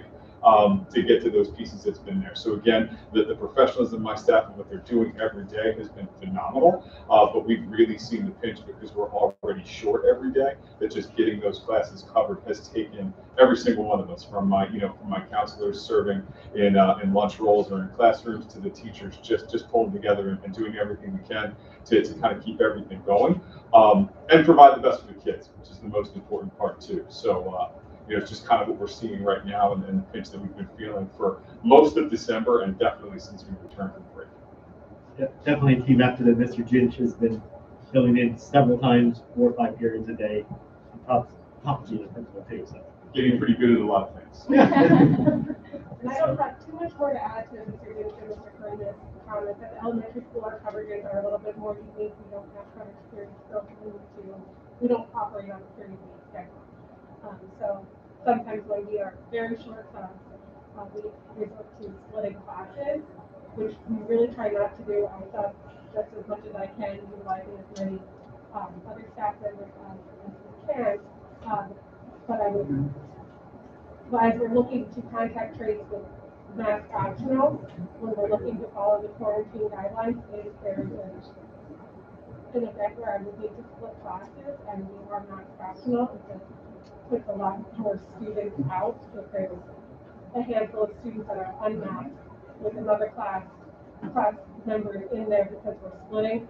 Just thinking numbers wise, phone calls wise, where my mind goes of where we've been this whole year of what that process looks like. It's definitely being mask optional.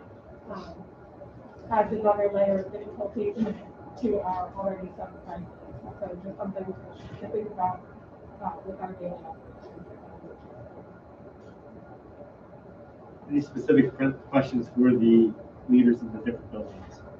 Question, maybe for you guys or for Andrew. When you go back to the other slide with the quarantining when masks are optional versus masks required, what accounts for the 3 per, so when does that become a close contact in your contact tracing? So if everyone's wearing a mask, when does that happen? Does that happen at lunch or? And bus.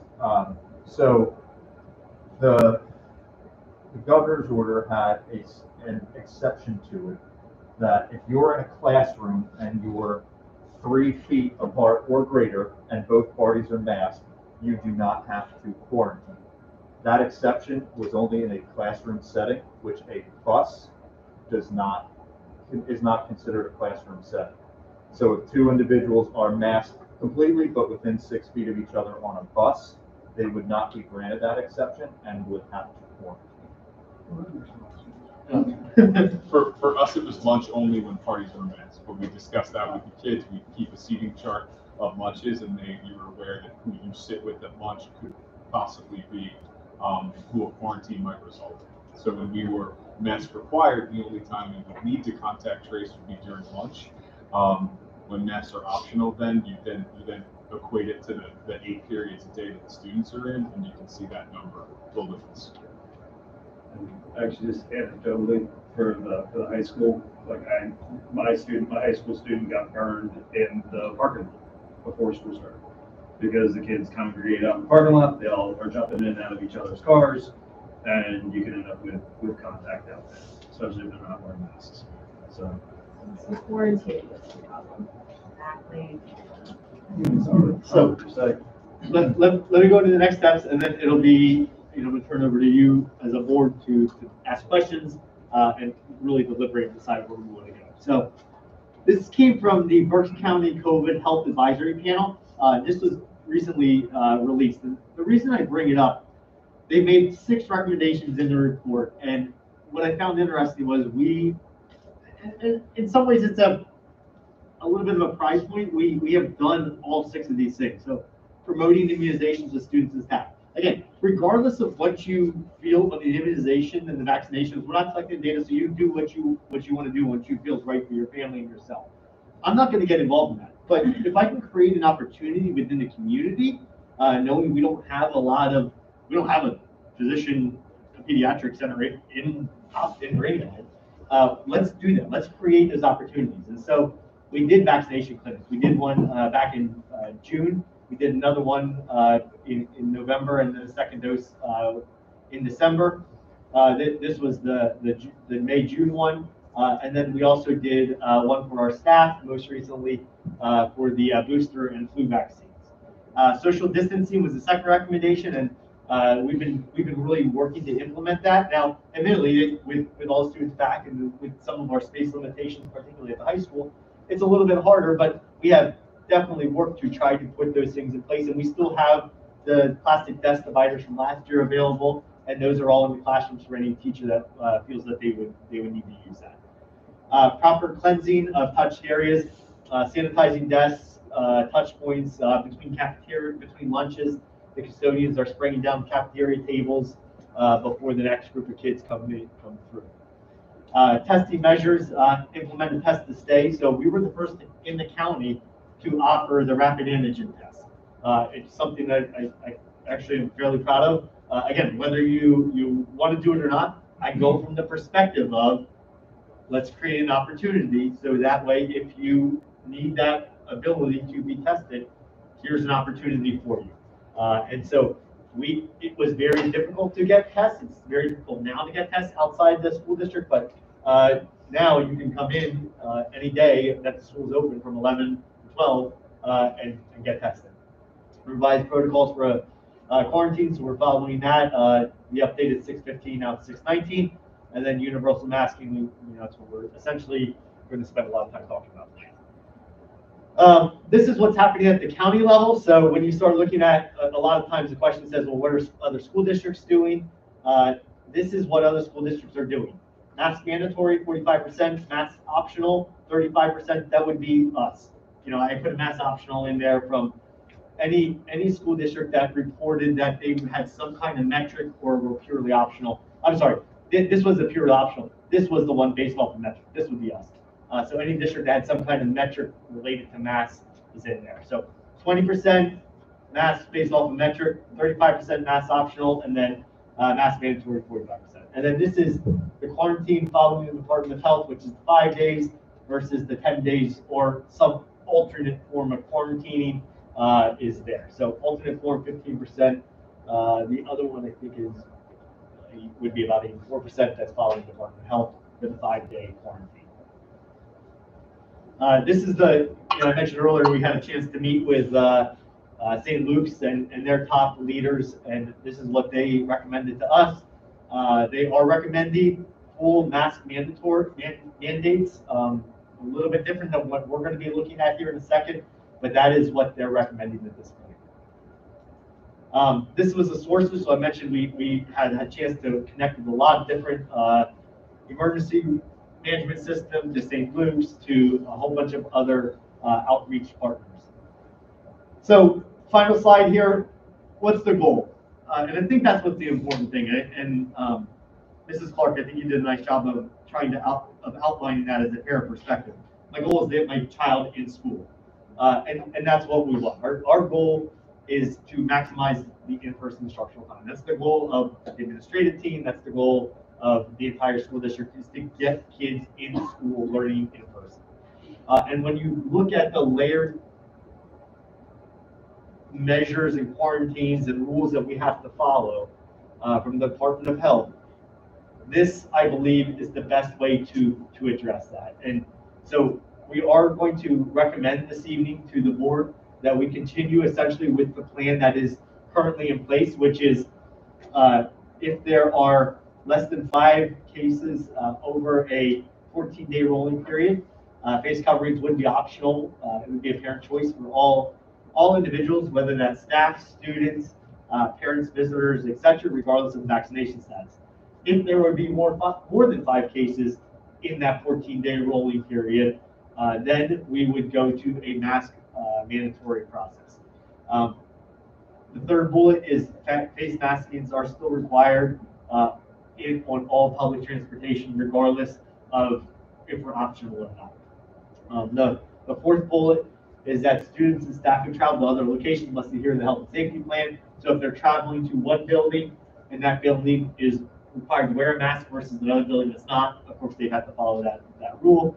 And then the last one is one specifically about sporting events, and that is that our athletes currently are not required to mask during their games.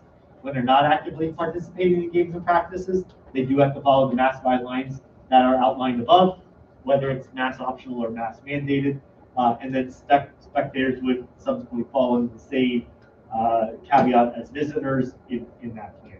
That is what is essentially currently in place, some slight modifications, but that's essentially what is currently in place, and that would be the recommendation. That is what is on your board agenda this evening as labeled as the current health and safety plan updated.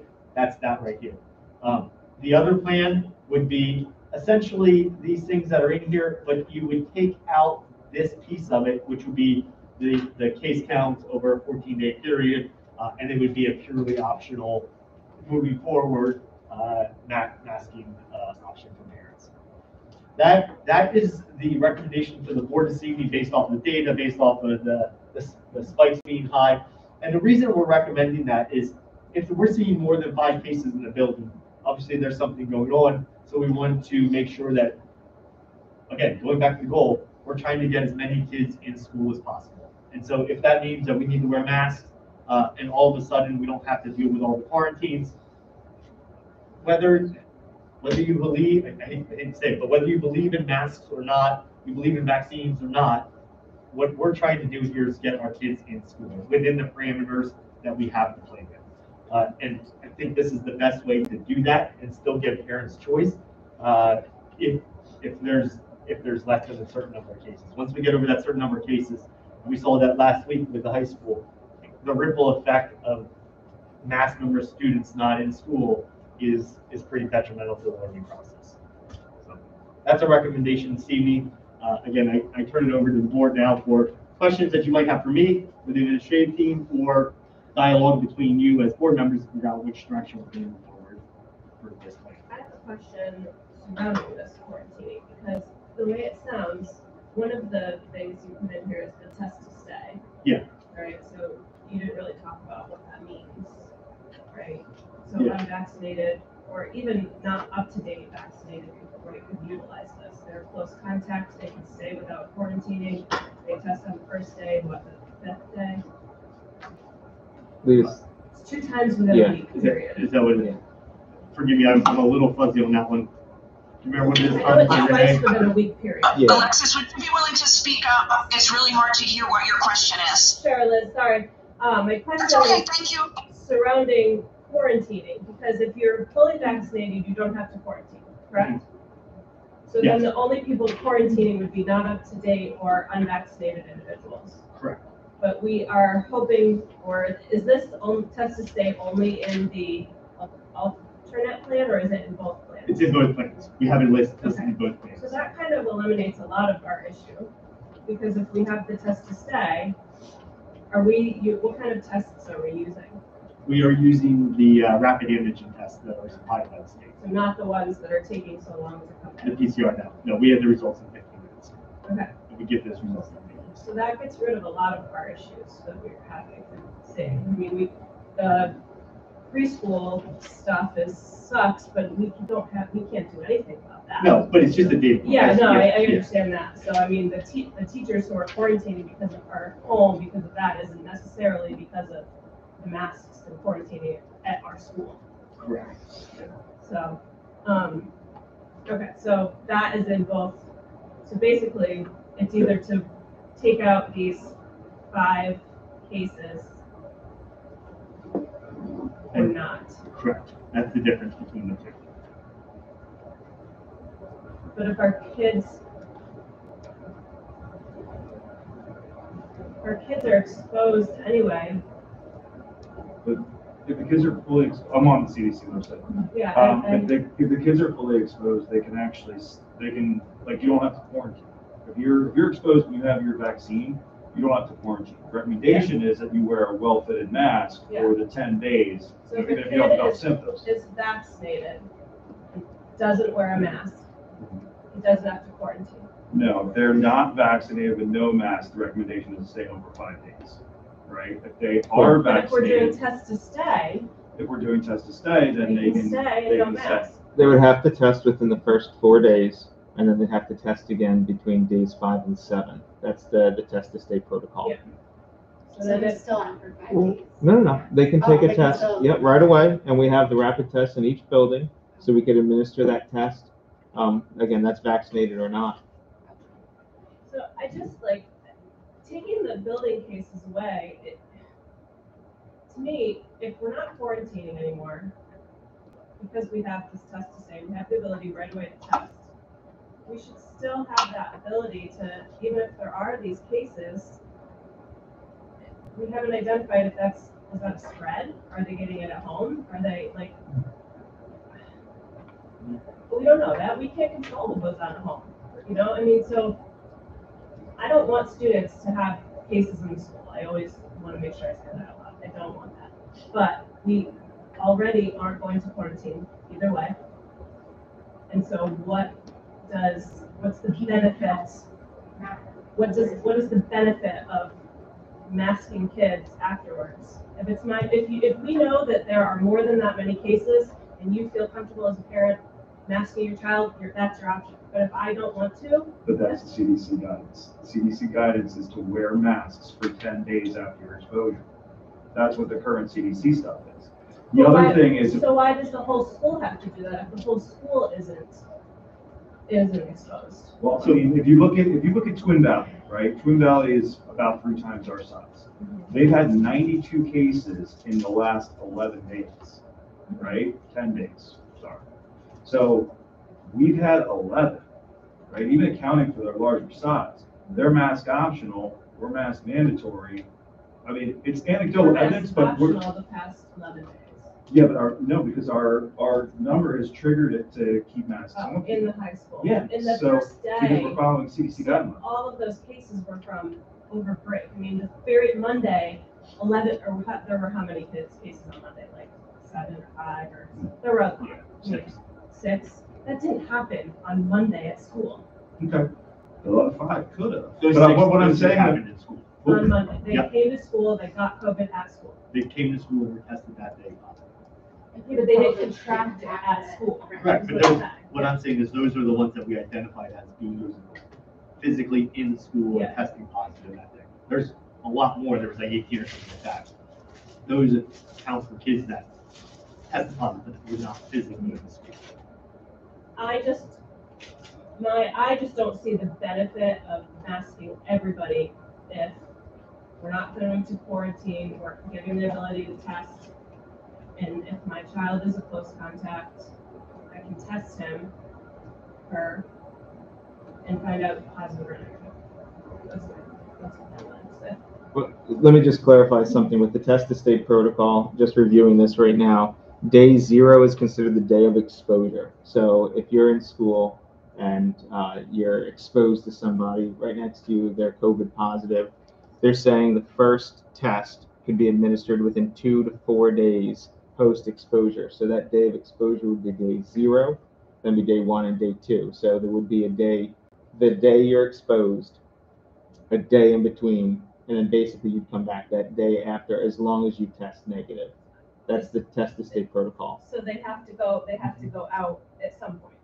Yes, it would be For that. at least 2 days. It would be that day is day 0. The next day would be day 1. Day 2 would be the first day they could test. And where are you reading this, just so I can read it? Yeah, it's on the health.pa.gov. I can send you the link. So if it is happening during school week, so say Monday. Again, folks, please speak up if at all possible. So if a child comes in close contact on Monday, that is day 0. They can test then on Wednesday. And if that test is negative, they can come back on Thursday. So there is still a quarantine portion to this plan. And the ripple effect is if you go down this road and do a mass optional, the number of tests that would have to be administered would be pretty exorbitant. Well, that's my biggest concern with this is, do we have enough, currently we have enough tests because it's not being utilized to its full capacity. But if we take this option, I would argue we'll probably be out of tests within a month. But it's in both options. If I can briefly too, if we expand that number of tests across a number of students, one high school student takes out 15, 20 students, that's 15, 20 tests, the strain that would put on a nurse's suite is just something to think about. That's all. That's in both of our options right now. It is, yeah. But the difference is if we go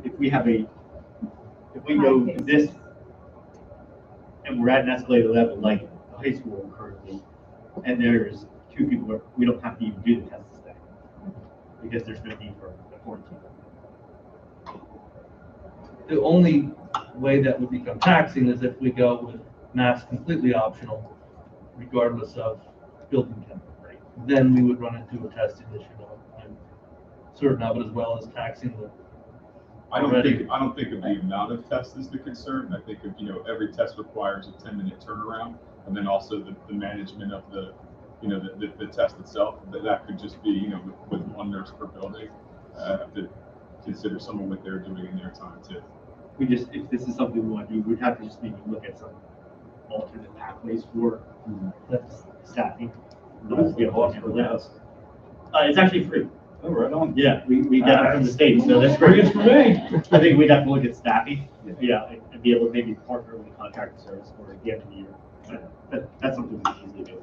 And, I think the perspective, again, we'll go back to our goal, but I think the other thing is we're gonna end up having to find, some way that we're gonna live with this new company. There's gonna be different variants, there's gonna be different, how do we get to a state where we can, everyone hates the word, but come back to some kind of normalcy to make this work. There might be some costs that are associated with that in terms of if we're going to go this route and you want to go down a purely optional, then let's practically look at the trickle effects and make sure we put in some supplemental things to be able to handle that extra burden. Mr. Potter, just a quick clarifying question. Did you mention Hold earlier on, that hold on 1 second, Ryan. Liz is talking as well. Hold on, then. We're across the room here. We've got two. Right. Say it again. You're moving, Liz. They're transporting you. All right, Liz, go ahead. now you can see me? Yeah, hi. Maybe that would be better in terms of my ability to hear the discussion. Thank you, Tom.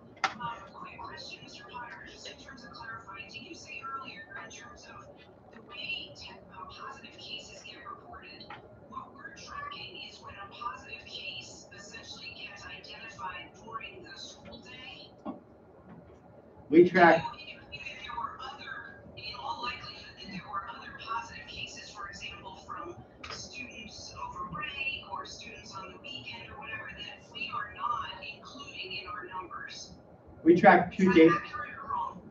We track two data sources. We track all the cases, and then when we look at a positive case, we identify if it is a case that they were in school and had contact with other students, or if they were not in school and didn't have contact with other students. If they were in school and had contact with other students, that of course starts to trickle the contact tracing process and potential quarantines. So we are collecting all that data. Okay, so the ones that are, if we stuck with counting of the cases and stuck with the number 5 or greater, then those are the cases that are triggering contact tracing. There are, if I understand what you're saying correctly, there are also other cases that are not included in that 5 that are actual real positive cases, correct? That's correct. Okay. So the number 5 is not particularly aggressive because there's more case positives than we're actually counting to trigger that number 5. That's correct. We're only counting the cases that were in school. Okay. And I have one other clarifying question, just real quick. Page, I think it's 21 of the slides, is the 2 circular where we're looking at the Berks County School District mass plans. And on the right side is showing what schools are doing in terms of quarantining. So for some reason, I thought the requirement to quarantine was a mandate driven by the Department of Health. But this would indicate that some schools have elected some kind of option. Could you clarify for me how that works, how that's optional? So there's 2 unique data points within that smaller blue dark section. There's some school districts that chose to keep with the more stringent 10 days instead of moving to the 5 days.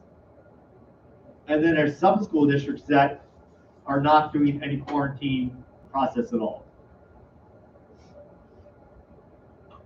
So the dark blue category called alternate quarantine is either no quarantine or a diminished quarantine based on the most recent recommendations. Not diminished, increased. Oh, increased. So that they're sticking to the 10-day quarantining instead of the 5-day quarantine. Oh, okay. All right. So it's not necessarily showing the magnitude of the quarantine. It's showing those who are like us at 5 days and those who are not like us at either no quarantine Yeah, exactly. So really the data point was just to show that 85% of the schools are doing what we're doing and electing to go with that new 5-day rule. Okay, and remind us, when did that new 5-day rule happen? That was that PA on 6/15. So that was within the last 2 weeks. I forget exactly what the December 30th. Okay, so just basically this current school year, 2022. Okay. I know Brian hasn't mentioned, but what Tom sent me, it does say, after being identified as a close contact, Test to Stay program participants can continue in-person learning education if they remain asymptomatic and continue to test negative. So there is no quarantine for Test to Stay. Okay. Well, they wouldn't have the results of their first test. It doesn't say on here they have to wait for that first day. Okay. Say day 0 is the first one, and then within 2 to 4 days is the first test, and then when day 5 to 7 is the second one. That's the point of Test to Stay, that they get to stay. So the positive is, again, it's talking about day 0 is the day of contact, right? So it's fairly rare that the day of contact is that day. Usually we're finding out that somebody is COVID positive a couple days after that contact has been made. Does that make sense? To Mr. Volker's point, when we're looking at, if we're notified at the principal level that a student is tested positive, it's usually not that day when we're looking at close contacts. That student may be out of school, and we're looking back 1 day, 2 days, 3 days to see, okay, when this child was last in school, who would be considered a close contact to that point of 2 days. In most situations, it is day 2 when we're determining. So they wouldn't need to stay out, they would just test and go to school. And Because day zero and 1 would already have been passed. That's what I'm saying. In most situations. So they wouldn't need to be out of school at all. Right. We're on the same page? Yes. Okay. Yeah, admittedly, I need to get clarification about if it's day 0, we're finding out. Yeah, I'd need to hear clarification on that part. Mr. Hohenschel, you still there? Yeah, that kind of answered one of my questions. And I'm making excuses, but driving here, I don't have all my paperwork in front of me. And some questions come to mind. Andrew Bonniger mentioned earlier about getting back to normal. Is there a plan that, in my mind, with getting back to normal is not having a kid in a mask and not quarantining? Up till 2 years ago, that was normal. So if the idea is to get back to normal, that, to me personally, that's normal. And let parents have a choice. And take not the school board deciding what's right for their kids. I mean, I know they're obligated to act here, but do we have a plan that gives complete kid control, the mask optional, and 0 quarantining? There's not a plan like that presented this evening, no. I think that lacks some choice and normalcy, but if that's what we kind of go with. I would personally prefer the least restrictive. The parents who spoke earlier, I thought they were loud and clear, and I personally happen to agree with them. So that was just my question and comment. Thank you. Sorry, Liz, what? Well, I was just trying to understand. I think we would all love to have this resolved, and it would be great if one of us was brilliant enough to make that happen. But I think the reality of our lives right now is that none of us, no matter how talented or how strongly our opinions are or how brilliant we are, we can't predict the future. So trying to create a plan to predict the future feels a little bit futile to me. I think our focus needs to be on how do we navigate and manage our way through this sort of debacle that society has found itself in. And my biggest concern is what Mr. Farina and Mr. Jinich primarily are saying, which is, despite their valiant efforts and incredible amounts of time and energy and talent being thrown at this, that from an education perspective, staffing is a huge challenge. The kids are in school, but not necessarily getting the regular teachers. The education quality is just diminished. So the sooner we try and prevent that from happening, I think the faster we can get to Mr. Hohenschild's goal, which would be sort of quote unquote back to normal. Try to catch water with your hands. So, we have two proposals in front of us. Does everyone understand what the two proposals are? So with that, let's take a straw poll for option A. Excuse me. Yes, Before sir. we do any straw polling, could the board make comments in addition to what's already been said? Yeah, by all means. I've been taking track of a lot of things going on since this whole COVID thing. And one of the things that I discovered, Brown University, this is from November 30th, 2021, about a month or so ago, 6 weeks ago. And I'm gonna read this so I don't say anything out on the line. This is a study executed by Brown University, has found that the probe analyzed the cognitive development of youngsters from infancy to childhood and adolescence. I'll skip down to what they say here. The report found that there was a 23% drop in scores measuring kids' intelligence quotients since the start of the pandemic. The study also found similar dips in the same span regarding development of children's ability to communicate verbally and subtly. You know what I mean? From 1,600 children, the caregivers who have been enrolled in the study between ages 0 and 5 on a rolling basis, 23% have shown a drop in their IQ. 23% between the ages of 0 and 5 in this study. So that means anybody in kindergarten, preschool, that has been wearing masks has lost that cognitive ability. So we're expecting our children to learn at that young age level, which is only going to compound year 3, year 4, and so on, perhaps. How do we adjust for that? Is my question for that one. The other thing that bothers me very much is that this is going to be a tough one. This is a report from the Defender, which is the Children's Health Defense Organization. The headline here is 16,000 physicians and scientists agree kids shouldn't get COVID vaccine. 16,000 physicians worldwide. The author here is Dr. Robert Malone. Yes, sir.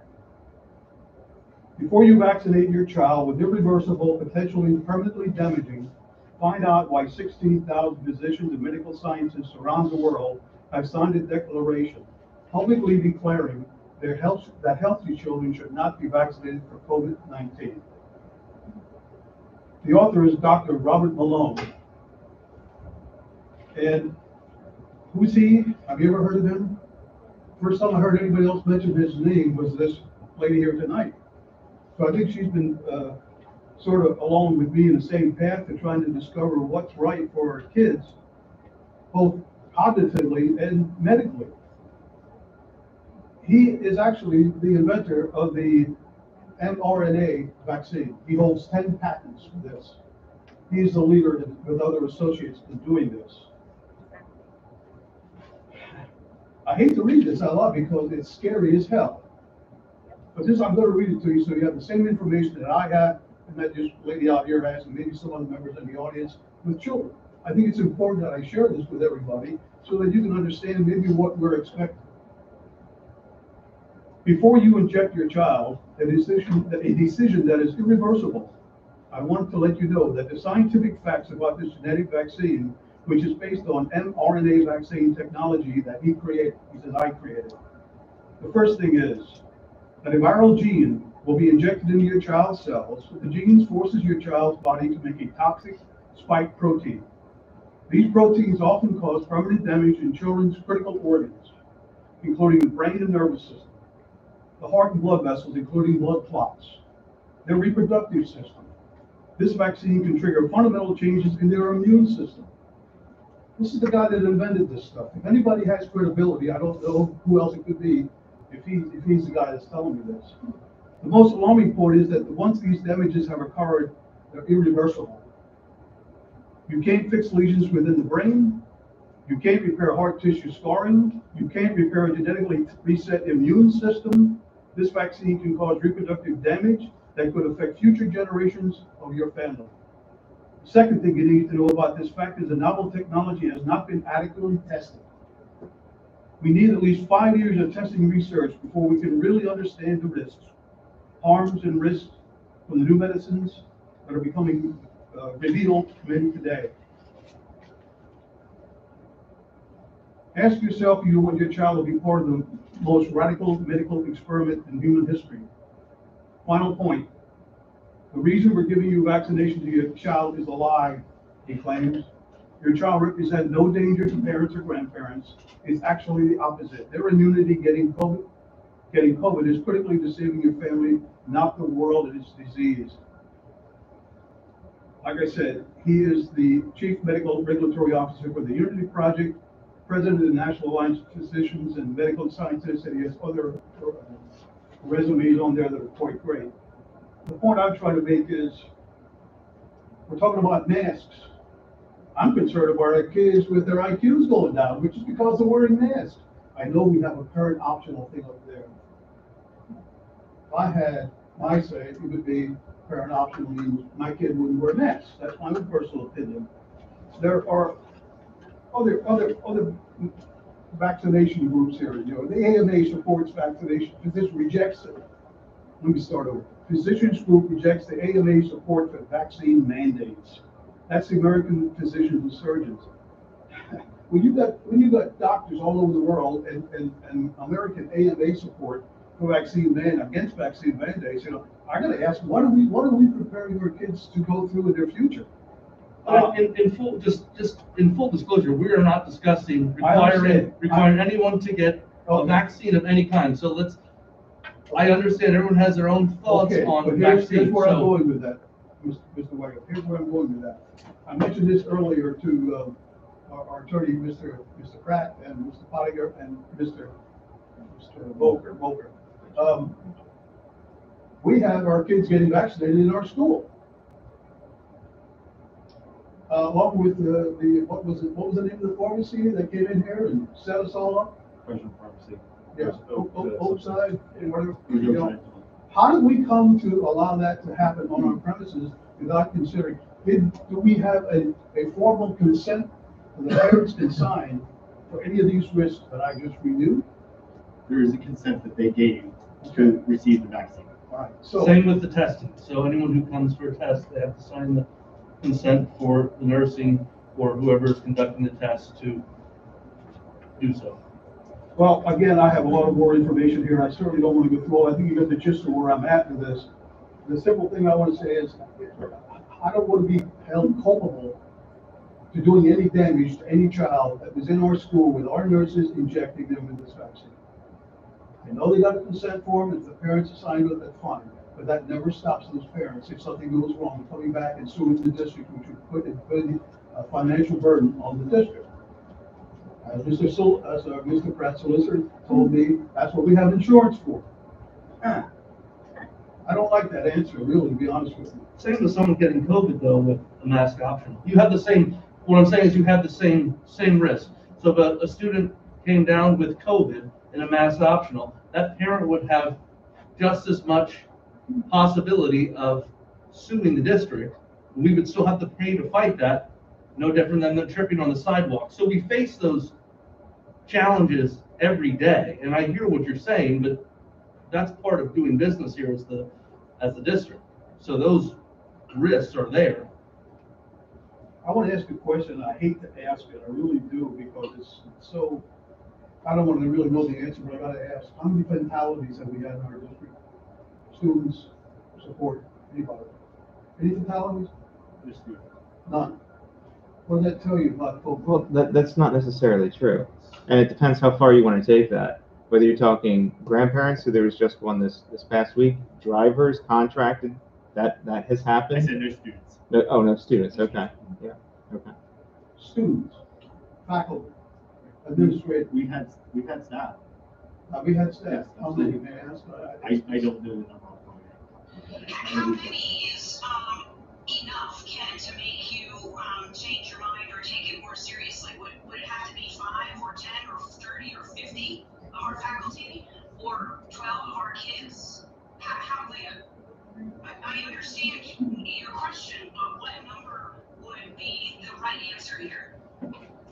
I don't have an answer for that. I don't know. All I can say is, whichever plan allows the most flexibility for the parents, guardians, whoever, in charge of the kid coming into school, like whichever gives the most flexibility, whether option mask all the time, whatever it takes. I think we have to be careful that we don't impede progress of education or our kids. That's why we're here to begin with. This is a dirty thing that we've been dealt. We have to deal with it. I understand that. But at the same time, let's not go too far before we do more harm than good. Thank you. Just as one counterpoint, and Mr. Hefner, you know I respect you. However, there have been doctors and there have been scientists that have been disproven putting out information. Such as the CDC and Dr. Fauci, you mean? Such as the gentleman that said vaccines cause autism. He was disproven, he was stripped of all of his credentials, and he has been proven time and again to have been a fraud, right? However, that was only after a period of time. It doesn't matter. You have children that have died as a direct result of somebody just trying to make a name for themselves, right? And I don't know this gentleman that you're talking about, but I can tell you, 16,000 people in a world of 7.5 billion is not a lot of people, right? And I bet you I could find, on a scale in this building, I bet you could find 16 people to agree with me on anything. 400 and some odd thousand people actually believe that birds aren't real. They believe they're CIA drones, right? That doesn't make it fact. So I think one of the situations, I understand, it's alarming when you read that sort of information, but the background of this stuff is it's been around for 50 years, right? They've been experimenting with it to treat cancer. They found a delivery method. The other thing that I'm really not understanding is everything that we're looking at is showing that, masking and our current plan is working. And I get it. Everybody wants to go back to what it was. But to kind of use a crass statement, we can do something in one hand and we can wish in the other and see which one fills up first, right? So I really believe that staying the course is kind of in the best interest of everyone at this point. I get it. People don't like wearing masks. I don't like wearing masks. But you know what? If I'm going to keep people around me safe and healthy, I'm willing to take a hit. All right? We don't even know if that's true. What's that? We don't even really know if that's true. We haven't gotten to try this way. I mean, we haven't gotten to try no way yet either. So we can't, your bucket works that way too. You've never tried no masks, no quarantine, just. Sure, but I mean, I've been working for the last 24 months on an ambulance wearing a mask. I didn't get COVID from the ambulance, right? I got COVID from my cancer patient father because that's how life works sometimes, right? So again, it is one of those things where a lot of this, we're basing a lot of this conversation on anecdotal evidence and anecdotal information that we're all providing. So It's even more of a reason why it should be left up to the parents. I think it should be left up to professionals. This is coming to us from medical professionals, epidemiologists at St. Luke's Health Care. Just because people don't like what they're saying, it's very easy to say that information is wrong. It's very easy to. What are the sources? Who were the peers that reviewed it? What were their sources? I'm just saying. I don't think if we're going to continue to quote the CDC, that's the same organization that also said, it's so bad, it's so terrible. And we have all these vaccines, we have all these boosters, we have masking, all the things we're supposed to save everything. I guess that's thrown out the window. And then, by the way, so bad with Omicron, we just reduced the quarantine period from 14 days to 5. That's illogical. It doesn't make sense. So I know we have to use the data set, but if the CDC is going to be quoted as God, maybe they should stop change the goal line whenever it suits. But which way the wind blows. There you go. Or maybe we should just stop making changes when we get better information. I guess that works too. So I don't know when that will happen. So we have two options that have been proposed by the administration, and in my opinion, they are in ground zero. They are having to deal with both the contact tracing, they are also having to deal with the teacher shortage. So whether we like or don't like the cards we were dealt, this is what we have. We have a teacher shortage, which is even more compounded by the regulations that were laid out in front of us by our own quarantine regulations. And then we have students. So parents have options to have their children in masks, not have their children in masks.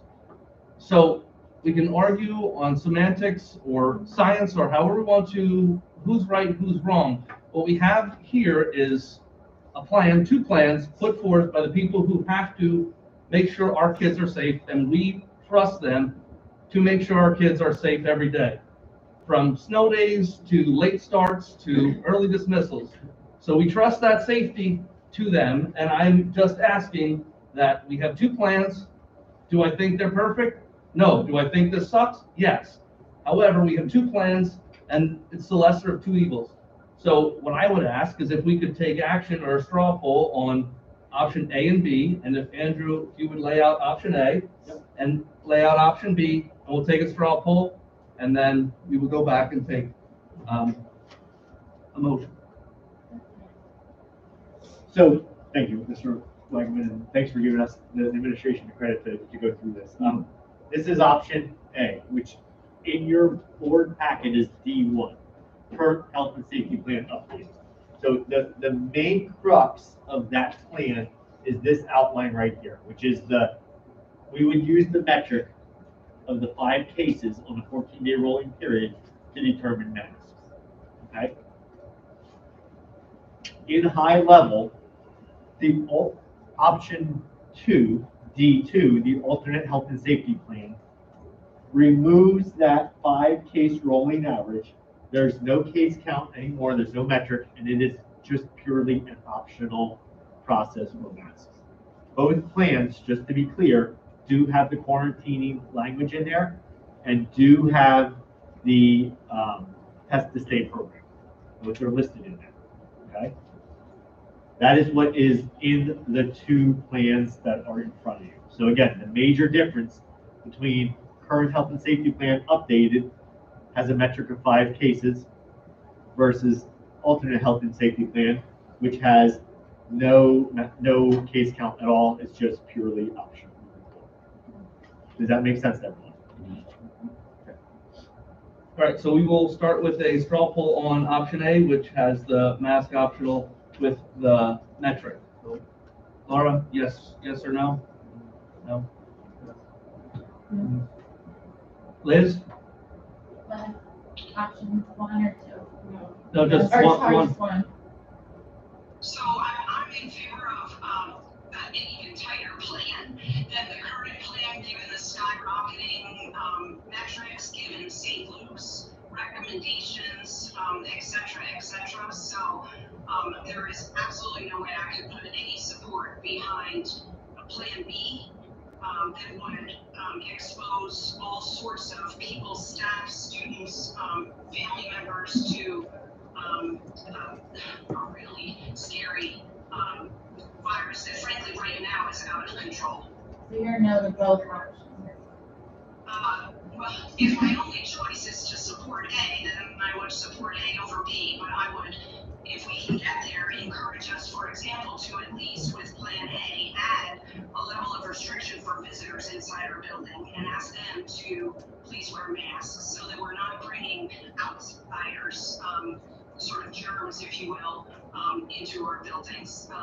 There's something called the Dunning-Kruger effect. It's a type of cognitive bias where people with little expertise or ability assume they have superior expertise or ability, and that overestimation occurs as a result of the fact that they don't have enough knowledge to know that they don't have enough knowledge. And I would suggest that for me and perhaps others here, we are not medical professionals. We do not have enough knowledge to take the risk. Alexis, for example, that you're suggesting, which is, oh, let's try something that we haven't tried before because it might work. The chart on page 4, I think it is, shows that in an unmasked environment, the virus is spiraling out of control. Pediatric cases are higher than they've ever been. No, so they're I just not. can't get comfortable. She is not doing her research. A proposal that adds risk to our plan. So that's where I'm at. Okay. Thank you. Mr. Hohenscheld, option A, yes or no? No. Mr. Stuvitz? Yes. Mr. Melton? And I'm a yes.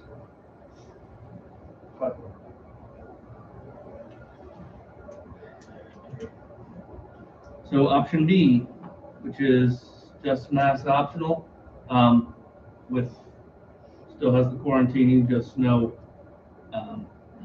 metrics. And we already know Liz is no. Yes. I'm a no.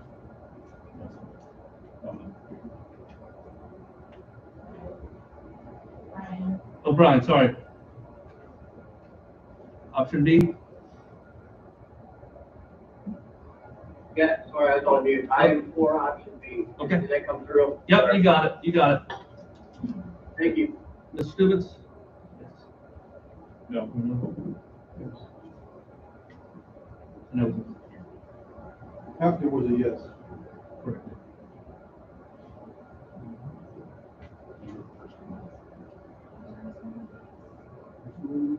Or you were yes, right? Matt? Option B? Yeah.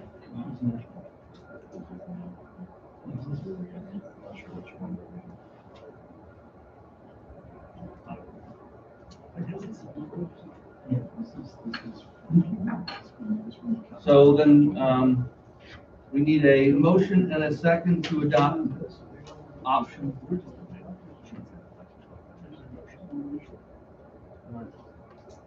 So then we would need an amendment for, the motion and the second for option B. motion, Susan.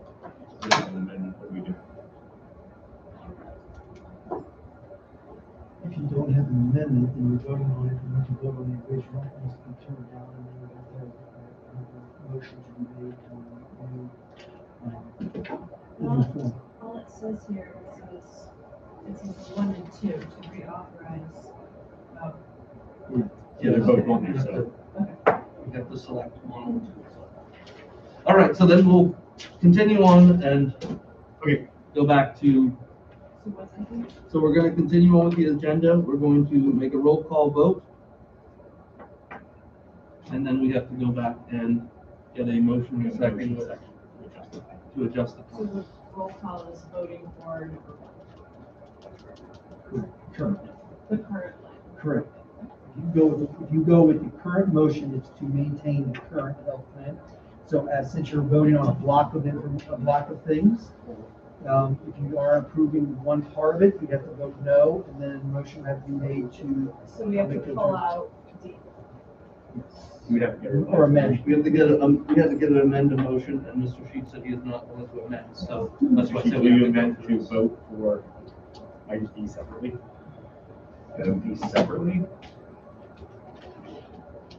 There's a stubborn part of me that wants you to tell me to go somewhere, but I guess that's fine. So the motion then is to remove D and vote on that separately. Correct. And second? I'm sorry, I couldn't hear the motion. So the motion was to amend the original motion, which pulls out letter D from the voting of the other items on this portion of the agenda. So what we are going to, after committee reports, we're going to vote on everything except for item D. So D is non-existent? Nope, being pulled and fully pulled and voted on After. after. 2 votes. So we're gonna vote on all of the items with the exception of D. And then we're gonna vote on. We're gonna vote on item 1 and vote on item 2. Is that right? No. We're removing option, letter D completely from this motion. Completely. We're gonna vote on everything except for D. And then we're gonna need a motion and a second to vote on item D separately. After. Because we didn't amend it, so we would be voting on the current health and safety plan, yes or no. As it is right now, which was option 1. Okay. What about option 2? We have to That's either what we approve it, yes, or not approve it, no, and then we will have to Someone's going to have to make, once you vote on, if you look at the agenda, The motion right now on the table in second is that you are going to vote on item I, Board of Directors report A, B, C, and the committee reports. Once those votes are completed, someone then will then need to make a motion for a vote in regards to D, whether it be 1 or 2. Because that's going to be voted on separately outside of this portion of the agenda. I guess what I'm asking is there going to be an option to vote on 1 separately? Depends on who makes the motion, Mr. Hefner. So we'll cross that bridge once we get. Okay. So make the motion. Okay. Make the motion for D2.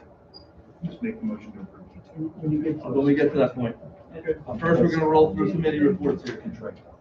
All right, committee reports. Mrs. Hume, BCIU. There was no BCIU Board of Directors meeting in the month of December. That's kind of standard practice. The next Board of Directors meeting is coming up on Thursday, January 17th. That concludes my report for now. Thank you. Mr. Sheets, BCTC. I was unable to attend the December meeting.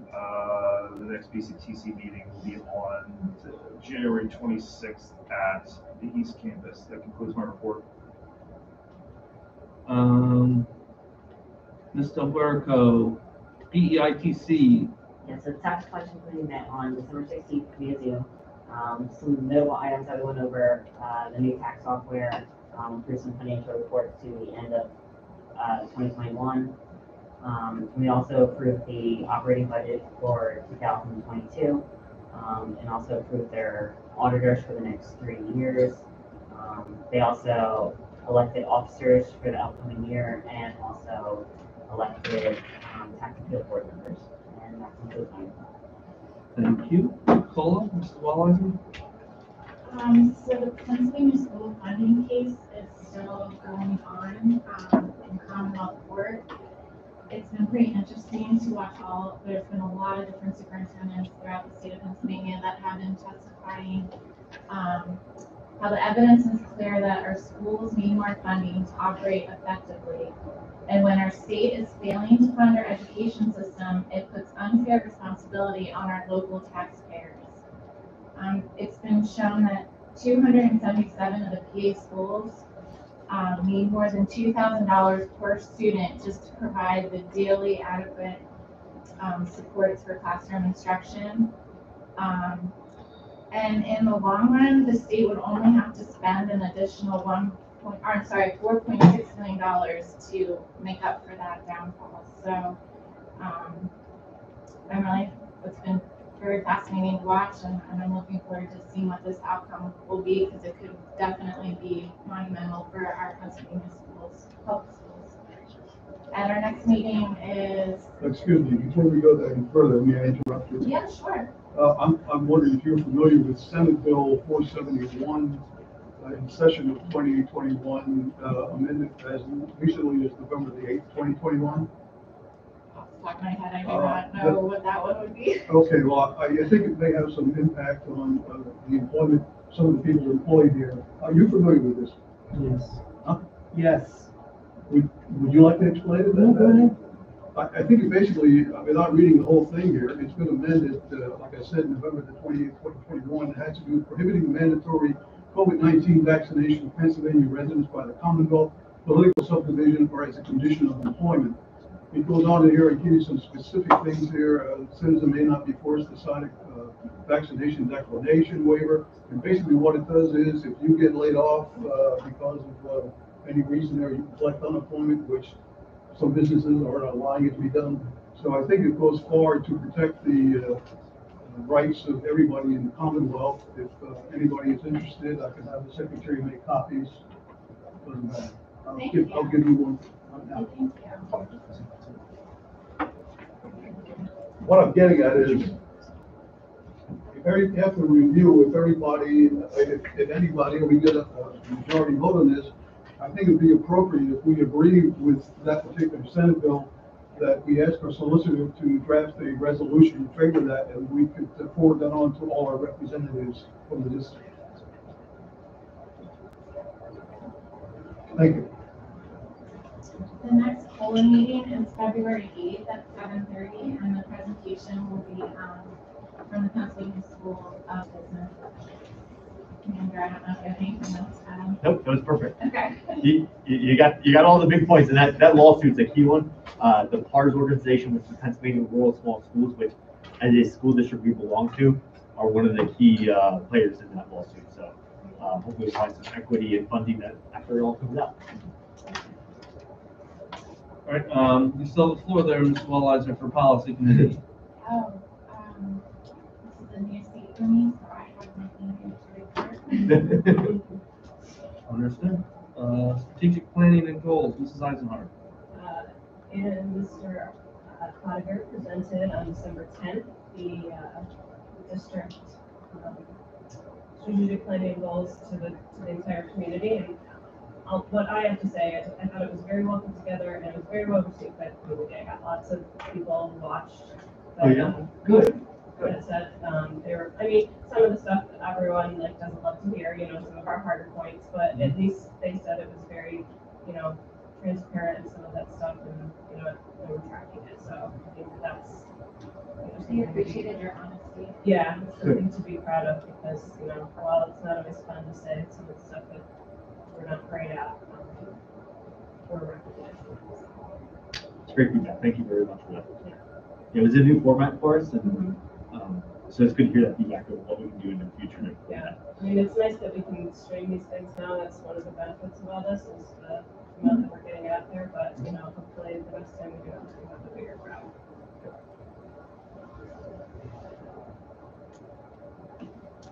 All right. Mr. Sheets, negotiation and compensation committee. Nothing to report. I feel bad because I was having some health issues last month. That's why I wasn't able to stay for the entire meeting and missed a bunch of other stuff. So I am going to be reaching out to the committee members though within the next week to try to set something up either at the end of January, beginning of February to kind of catch up on where we're at and move forward. I think it was more important. Thank you. In building and construction committee, I know we have a presentation. Bear with me 1 second. I'm working on getting them in the presentation. So the presentation this evening is from our ESCO company, Provident Energy. They are going to be doing a presentation on what the ESCO project is, as well as when we look at ESCO, where we are so far. We've done a lot of work behind the scenes in November, December, and then what the next steps are. So there's no approval tonight. It's really more of an update. And so Mr. John Young will be joining us. And we have him on this evening right now. So I'm going to present my screen right now, and we'll be able to get started here. I've got it. You're going? Yep. Okay.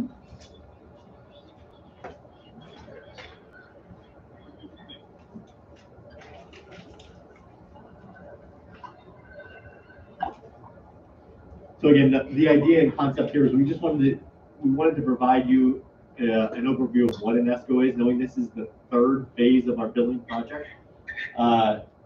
We have decided to go a little bit of a different approach, and an ESCO is a way to capitalize on savings that are connected to some kind of energy savings related to district projects. And so that's what we're going to be working on here.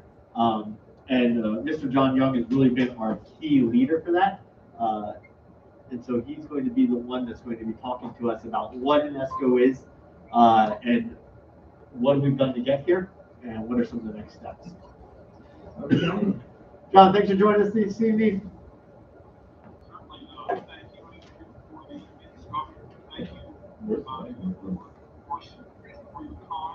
Briefly, I'm John Young from Provident. Also on the call from Provident, we have Joe Solomon. ICS is our partner firm.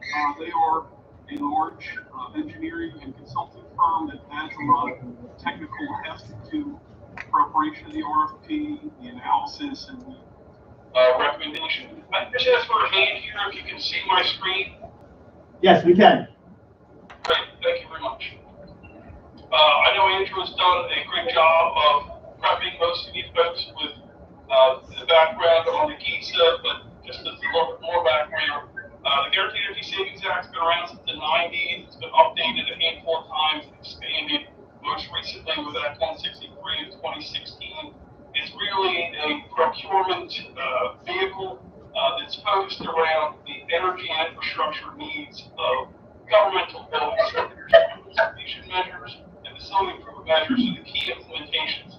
An energy conservation measure could be thought of as interior light. That's the most classic one, where you go from a legacy technology like fluorescent bulbs to LED. You have a reduction in usage, and it crosses over to the facility improvement because you have an improved learning environment. And of course, that's why we're here, right? To provide a location for a suitable environment. The facility improvement measures would be more things like chillers, air conditioning, things that may not be saving a great deal of money, but again, are enhancing that school environment. So ECMs and FIMs, big terms when we talk about these ESCOs.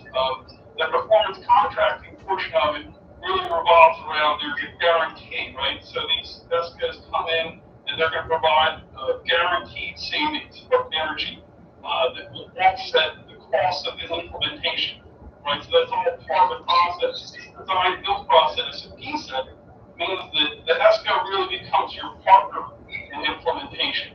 So you get to have one point of contact for all your different trades. So if there's a problem with something, it's their responsibility to resolve it. There's not as much infighting because they have to, as an ESCO, ensure this all gets taken care of. The PISA process does not subject schools to the traditional procurement sole low bid is the sole determining factor. We can do a lot more qualitative analysis. We can look at their teams, we can look at their implementations, we can look at their history, ask them a lot of questions, and make a decision on what's the best fit for the district. I mentioned before about ICS being our partner. There was a lot of background here preparing the different ECM and FIMs that the ESCOs were to look at, and then they give their own spin on. So that proposal, when we get back, we're going to look at their proposals in the process of doing now and make that qualitative analysis along with the technical or financial analysis with the district to come out with the best answer. At the end of the day, that shows ESCO has to guarantee that the technical, that is the actual implementation, meets the objectives that we determined they should, right? And also that it's done at that fixed cost and there's no change orders, right? So they say we're adding high school, we're adding, like the 2016 project where we added cooling to the elementary school. If they say they're going to add cooling in such a fashion, they have to implement that for those costs. And the only way there would be a change order would be if you agreed to some efficiency that you saw you wanted to add on. Because they, during their analysis, they say, hey, you can do this as well. There's an opportunity for some sub-piece to be changed and upgraded. Then you could say, hey, we really want to do that. But otherwise, they have to do it for what they say they're going to do it for. So it's a little bit of a different approach. I think we're more expansive on it at a future time. I know that it's been a long meeting so far. So I'll move forward. Let's give you an idea on the background of where we are. Of course, we were here this summer to talk about starting this process. There was a lot of work done with the district and producing that RFP with those ECMs and FIMs. There was about a 5-week window after that where the ESCOs came and visited facilities, and Mike and Andrew and Nicole were very helpful in allowing that access during school, finding the windows when the school was closed, to get all these folks in that have to go in and count lights and look at the different HVAC equipment in the building envelope and do their measurements so they can come back and give us a proposal. Those proposals came back, if you look here on the 17th, this is when they were due to receive proposals from 3 great ESCOs. Efficiency Network, known as 10, Brewer Garrett, which is a big company out of Ohio, and our ESCO has a local presence in the area as well. So those 3 came back just before Christmas. There was a lot of analysis done in consultation with Andrew, Nicole, and Mike over the Christmas break. We issued the first set of requests for information back to these ESCOs to kind of dive into some of the responses and get more of the information that we're looking for to make our analysis. We asked them for a lot of information. We actually extended the window for those responses to come back until tomorrow. So that RFI number one that was individualized to specific ESCOs, that's coming back tomorrow. And then a week later, on the 18th, we are scheduling the individual ESCO interviews, which will be done remotely. And that'll allow us to, hear what their story is, how they feel about the district's needs, how they plan on meeting the needs of the district, what their plan is, what their crew is, an opportunity for them to sell us on their product, and for us to be able to ask them questions and further refine our understanding of what they're trying to do. Subsequent to that, there's going to be more requests for information, more analysis by the team, including the administration there, Providence, and ICS, and we come back to you at your board meeting on the 7th of February and propose to move forward with the selected and recommended ESCO towards really the second part of this, which is going to be them coming in and doing an investment grade audit, really refining their proposal numbers, us the chance to refine the scope. And we asked them for a great deal of information. We asked the ESCOs to look at about 18 or 19 different ECM FIMs that cross a lot of categories in the district. So we're going to have to look at that and say what makes sense for the district to keep in as part of this project. And then eventually we would come back and have a package at some future date, March or April, where we'd say, hey, this is the package, this is the implementation, this is the cost, and this is the timeline. And we would ask for the board's approval at that time.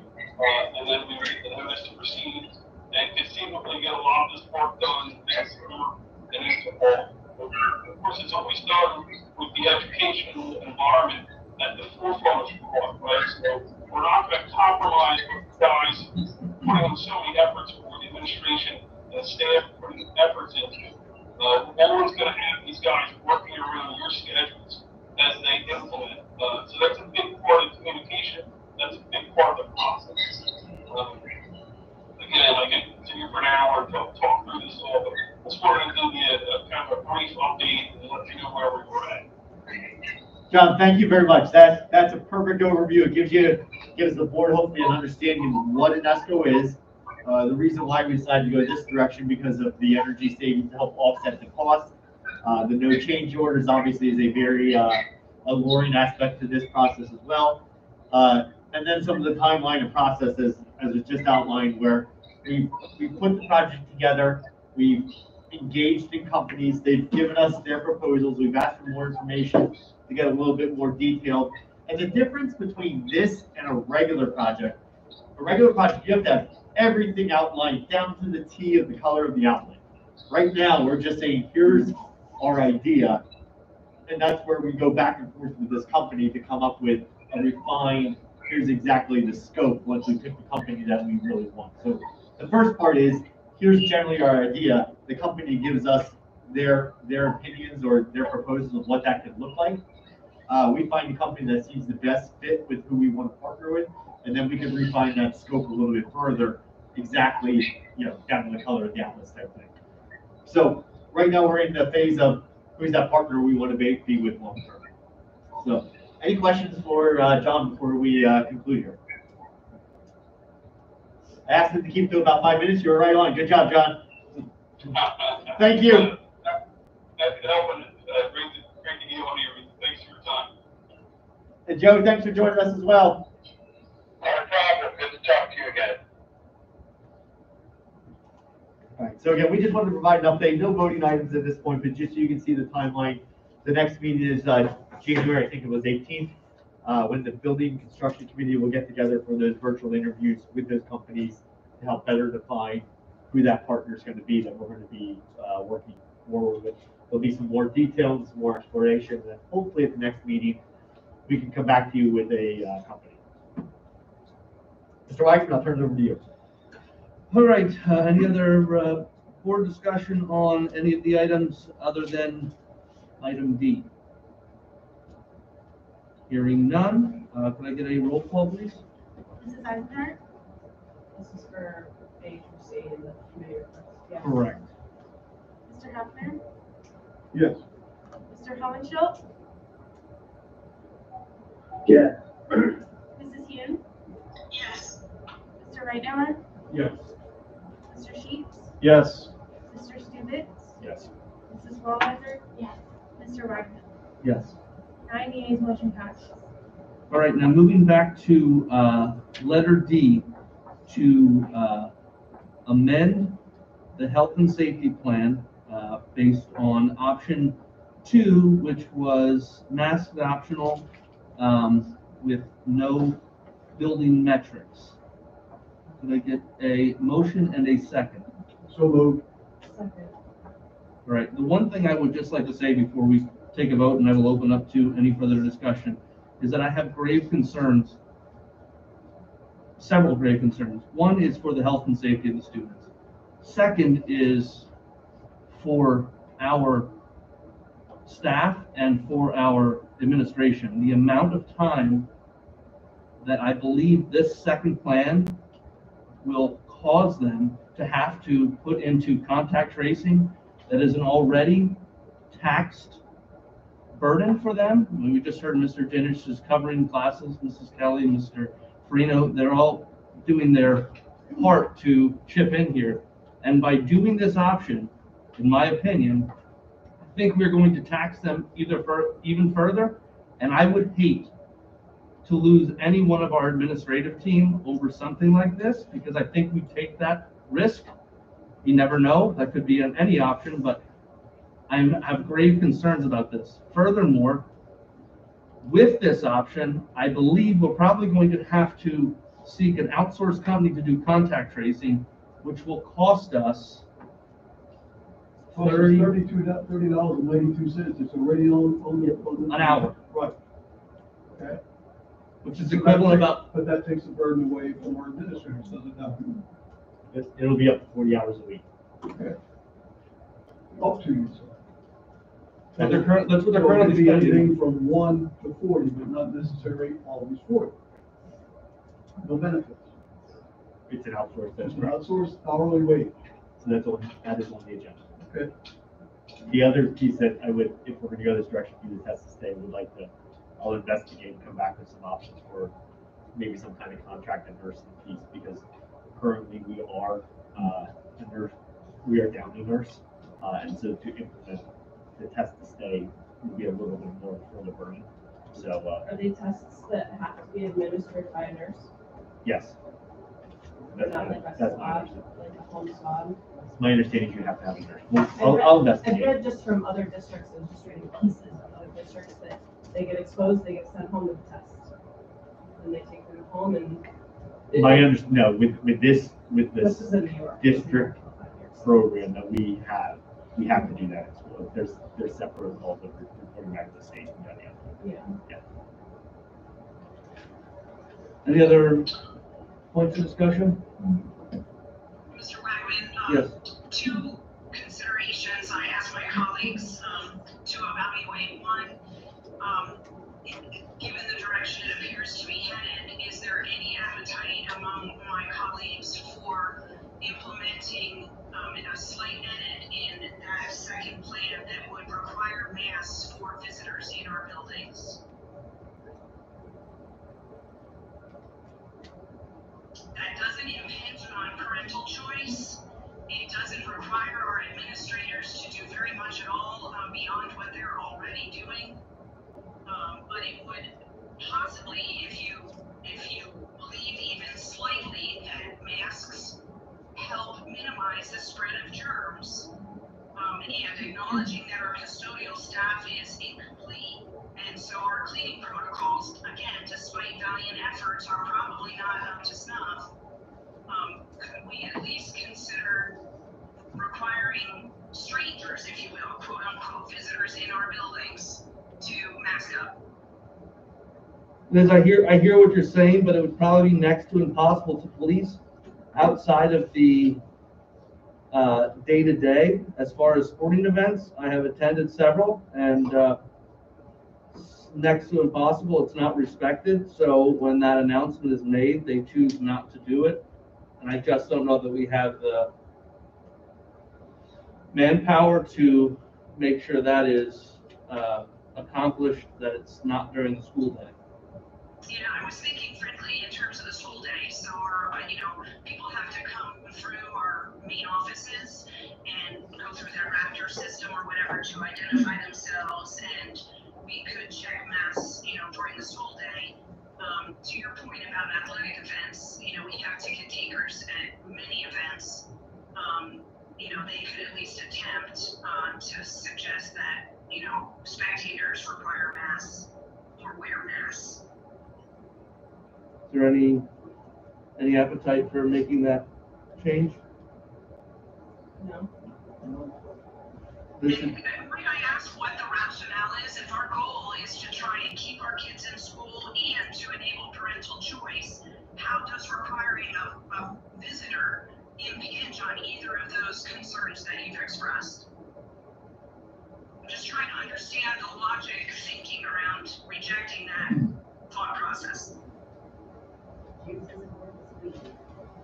it's definitely a valid question. I also have the same concerns as far as choice. You're taking the choice away from parents who have choose to have their children wear masks because they now have to quarantine so you are removing some choice from the other parents. So there's What's the difference between removing it from the child who's not wearing it?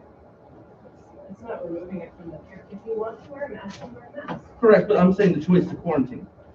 So in this option, okay, your child is not wearing a mask and my child is. Your child tests positive, he has to quarantine. Therefore, you took the option away from my child to be in school. No, because if you're vaccinated, you don't have to quarantine, and if you do the test to stay, you don't Well, we have to just heard that quarantine. vaccines they don't work, and the vaccines are not healthy for students. And you just So, test, you don't have to. Didn't we establish that the test is going to take day 0 doesn't count, day 1 and 2, so possibly 2, if not 3 days? No, they're in school. They don't have to stay out of school. They said that maybe days 0 and 1, they're still in school because it hasn't been identified yet. But isn't that dangerous? I mean, if you think that my child might possibly have the virus, to keep them in school, knowing that, is that not somewhat reckless? This is I guess in my opinion, this is the way I feel in my decision. I guess. I think we could talk about this for hours. And Yeah, we're I mean- not gonna all agree, so I think we need to move on to what's on the table here for us to vote on. We're not gonna change everybody's Something opinion. on the table, I'm just looking for yay or nay. Is there any support for adding? But I gave you my answer, and then you didn't. I gave you my answer, and you wanted me to explain it. You said you just asked for a yay or nay. it doesn't appear there is, Liz, so, I can't see, guys. I see 3 people, and only one of them's a voting member, so Well, I don't need to push. I'm just trying to understand. My second thought for folks to consider would be, given that we're testing a new concept here, and potentially absorbing some significant risk, would there be any appetite for the administration and the board to suggest that we revisit with some data and results, either bi-weekly or, dare I say weekly? I'm concerned that if I say weekly, that would be a burdensome request, but perhaps bi-weekly. As an example, I think Schuylkill Valley board took a direction, but then promised to revisit it on a very regular basis as they continue to monitor case counts and results and student absences and staff absences, etc. Is there any appetite among my colleagues to ask for a regular update and the opportunity to revisit this without having to call an emergency board meeting? Well, Andrew does provide the daily and weekly updates as far as the cases, so that point, or that part, I think, is probably satisfied with what he is currently doing. As far as revisiting, that is an option at any time. Any board member could ask that be added to an agenda at any time, so.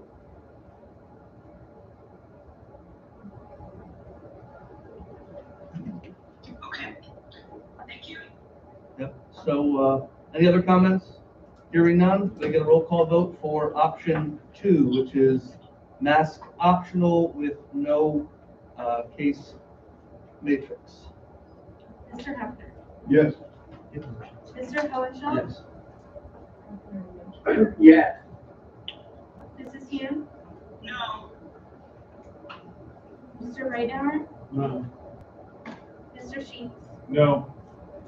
Mr. Stevens, Yes. Mrs. Wallheiser. Yes. Mrs. Egnor, Yes. Mr. Wagner. No. 5 yeas, 4 nays, motion passes. All right, moving on to business and operations report. Can I get a motion and a second? So moved. Mr. Reagan, I need to step up. So good evening. So attached to the business operations report, we'll start with sections items A through E are to approve the bills list. Item A is general fund through $3,579,240.72. Item B is approved food services fund bills for a total of $26,973.59. Item C is to approve the construction fund bills for $444,675.67. Item D is 0. So item E, items 1 through 5 are to approve the financial reports through November 30th. As they are attached, items 6 and 7, there are no reports for this month. So item F, items 1 and 2. Item 1 is to approve a 2-year agreement with Concern out of Fleetwood, PA to provide student support services as attached. And item 2, similar, providing student services, behavioral health from Salisbury Behavioral Health out of Reading, PA. That is also a 2-year agreement. Item G, there are none. Item H, this goes back to our recruitment retention. Item 1 is to ratify addendum number 2 with SOS to increase the pay rate starting at $13 an hour. Well, I should say up to $13 an hour for contracted custodial services as attached. Let me just make a note there. That was one of the things we presented back in December. And after we presented that, we let SOS know. To date, we've had no new substitutes or no new custodians. So just wanted to make sure the board was aware that that increase that we did has not yielded any results. We're still going to provide custodial support. And then we have one change order on the agenda this evening, and this was with Grace Construction. This is the second half of the invoicing for the abatement work that was previously done at a cost of $9,634.87.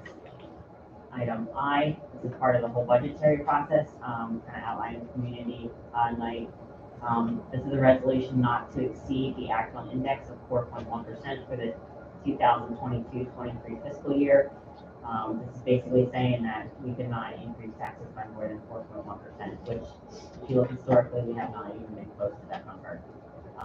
And we would also have to apply for exceptions, and there's special criteria that is grandfathered in that we perhaps would not be approved for. So item J, this goes back to Bo, who presented earlier, and I handed out hard copies. This is to accept the 2021 single audit report as prepared by the district's external auditors, Foreman and Associates. They presented without any material weaknesses, significant deficiencies, or control deficiencies. The next one, I believe there's an adjustment in the meeting minutes. This evening, we are approving Angela Tyson as the tax collector for District Township, effective January 1, 2022. You'll see that there is technically nobody resigning, as Suzanne Davis was doing it. She was not elected. She was simply doing it in addition to Topton Borough. And item L, this is an agreement, in the case that we would need it with the American Red Cross to permit them to use our facilities in an emergency situation. For a length not disclosed, which shall end 30 days after written notice as attached. Similar to SOS, this is item M, it's a ratifying addendum with STS to increase the substitute pay rate based on the following schedule. This goes back to increasing the rate from 100 to 130 a day and from 110 to 150 a day, and that was also reflected in the prior board meeting minutes that was approved earlier this evening. And lastly, item N, to approve an agreement with Cook County Wellness Services for contracted contact tracer position at a rate of approximately $30.92 per hour for up to 40 hours per week as attached. Does anybody have any questions? Mr. Wagman, I have just a couple of quick questions on item M. Mr. Pottinger, just like you gave us a quick update a minute ago about those other the custodian positions where we raised wages, is there any status update on the impact in the past 20 days or so for substitute teachers? Mrs. Hughes, I don't have any data points to share with you this evening. I can share that we have attracted some new substitutes. The precise number I don't have, but it has worked in terms of over the winter break, we were able to pick up a few extras. Terrific, that's great news. Thank you for sharing.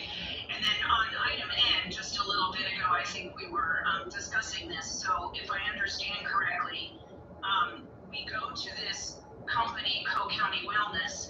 They hire someone from a temp agency.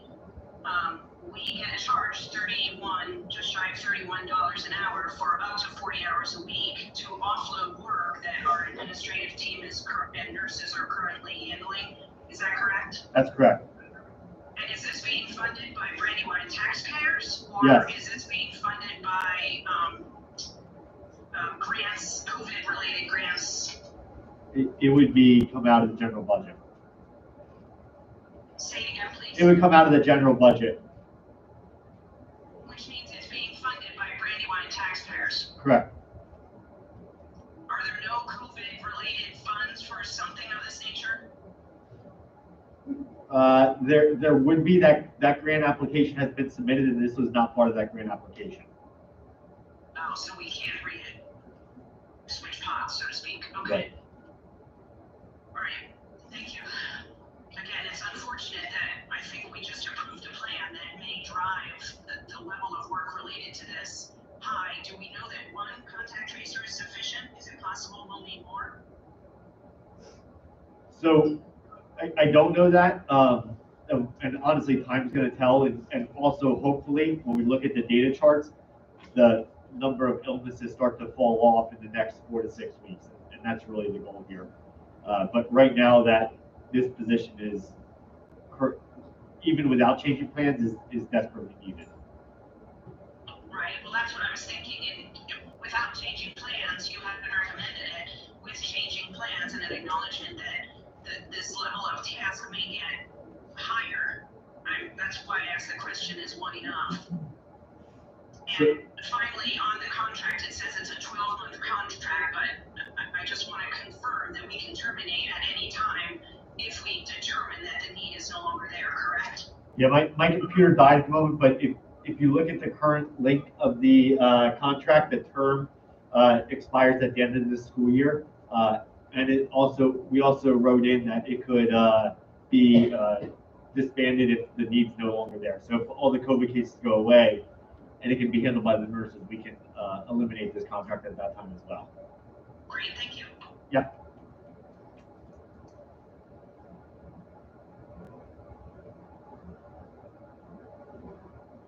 Yep, roll call, please. Mr. Hohenschel? Yes. Mrs. Hughes? Yes. Mr. Reithammer? Yes. Mr. Stupak? Yes. Mrs. Eisenman? Yes. Mr. Hefner? Yes. Mr. Ryan? Yes. 7 yeas, motion passes.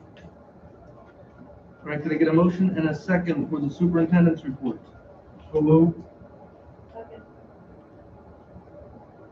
So there's only one item on the agenda this evening, and that is for the approval of an Act 80 Day. What an Act 80 Day does is there's 180 days that are required in the school year. That's school code. And so to be able to do that, there's certain circumstances, like the one that's in here, where our students, we lock into graduation, we use Queensland University.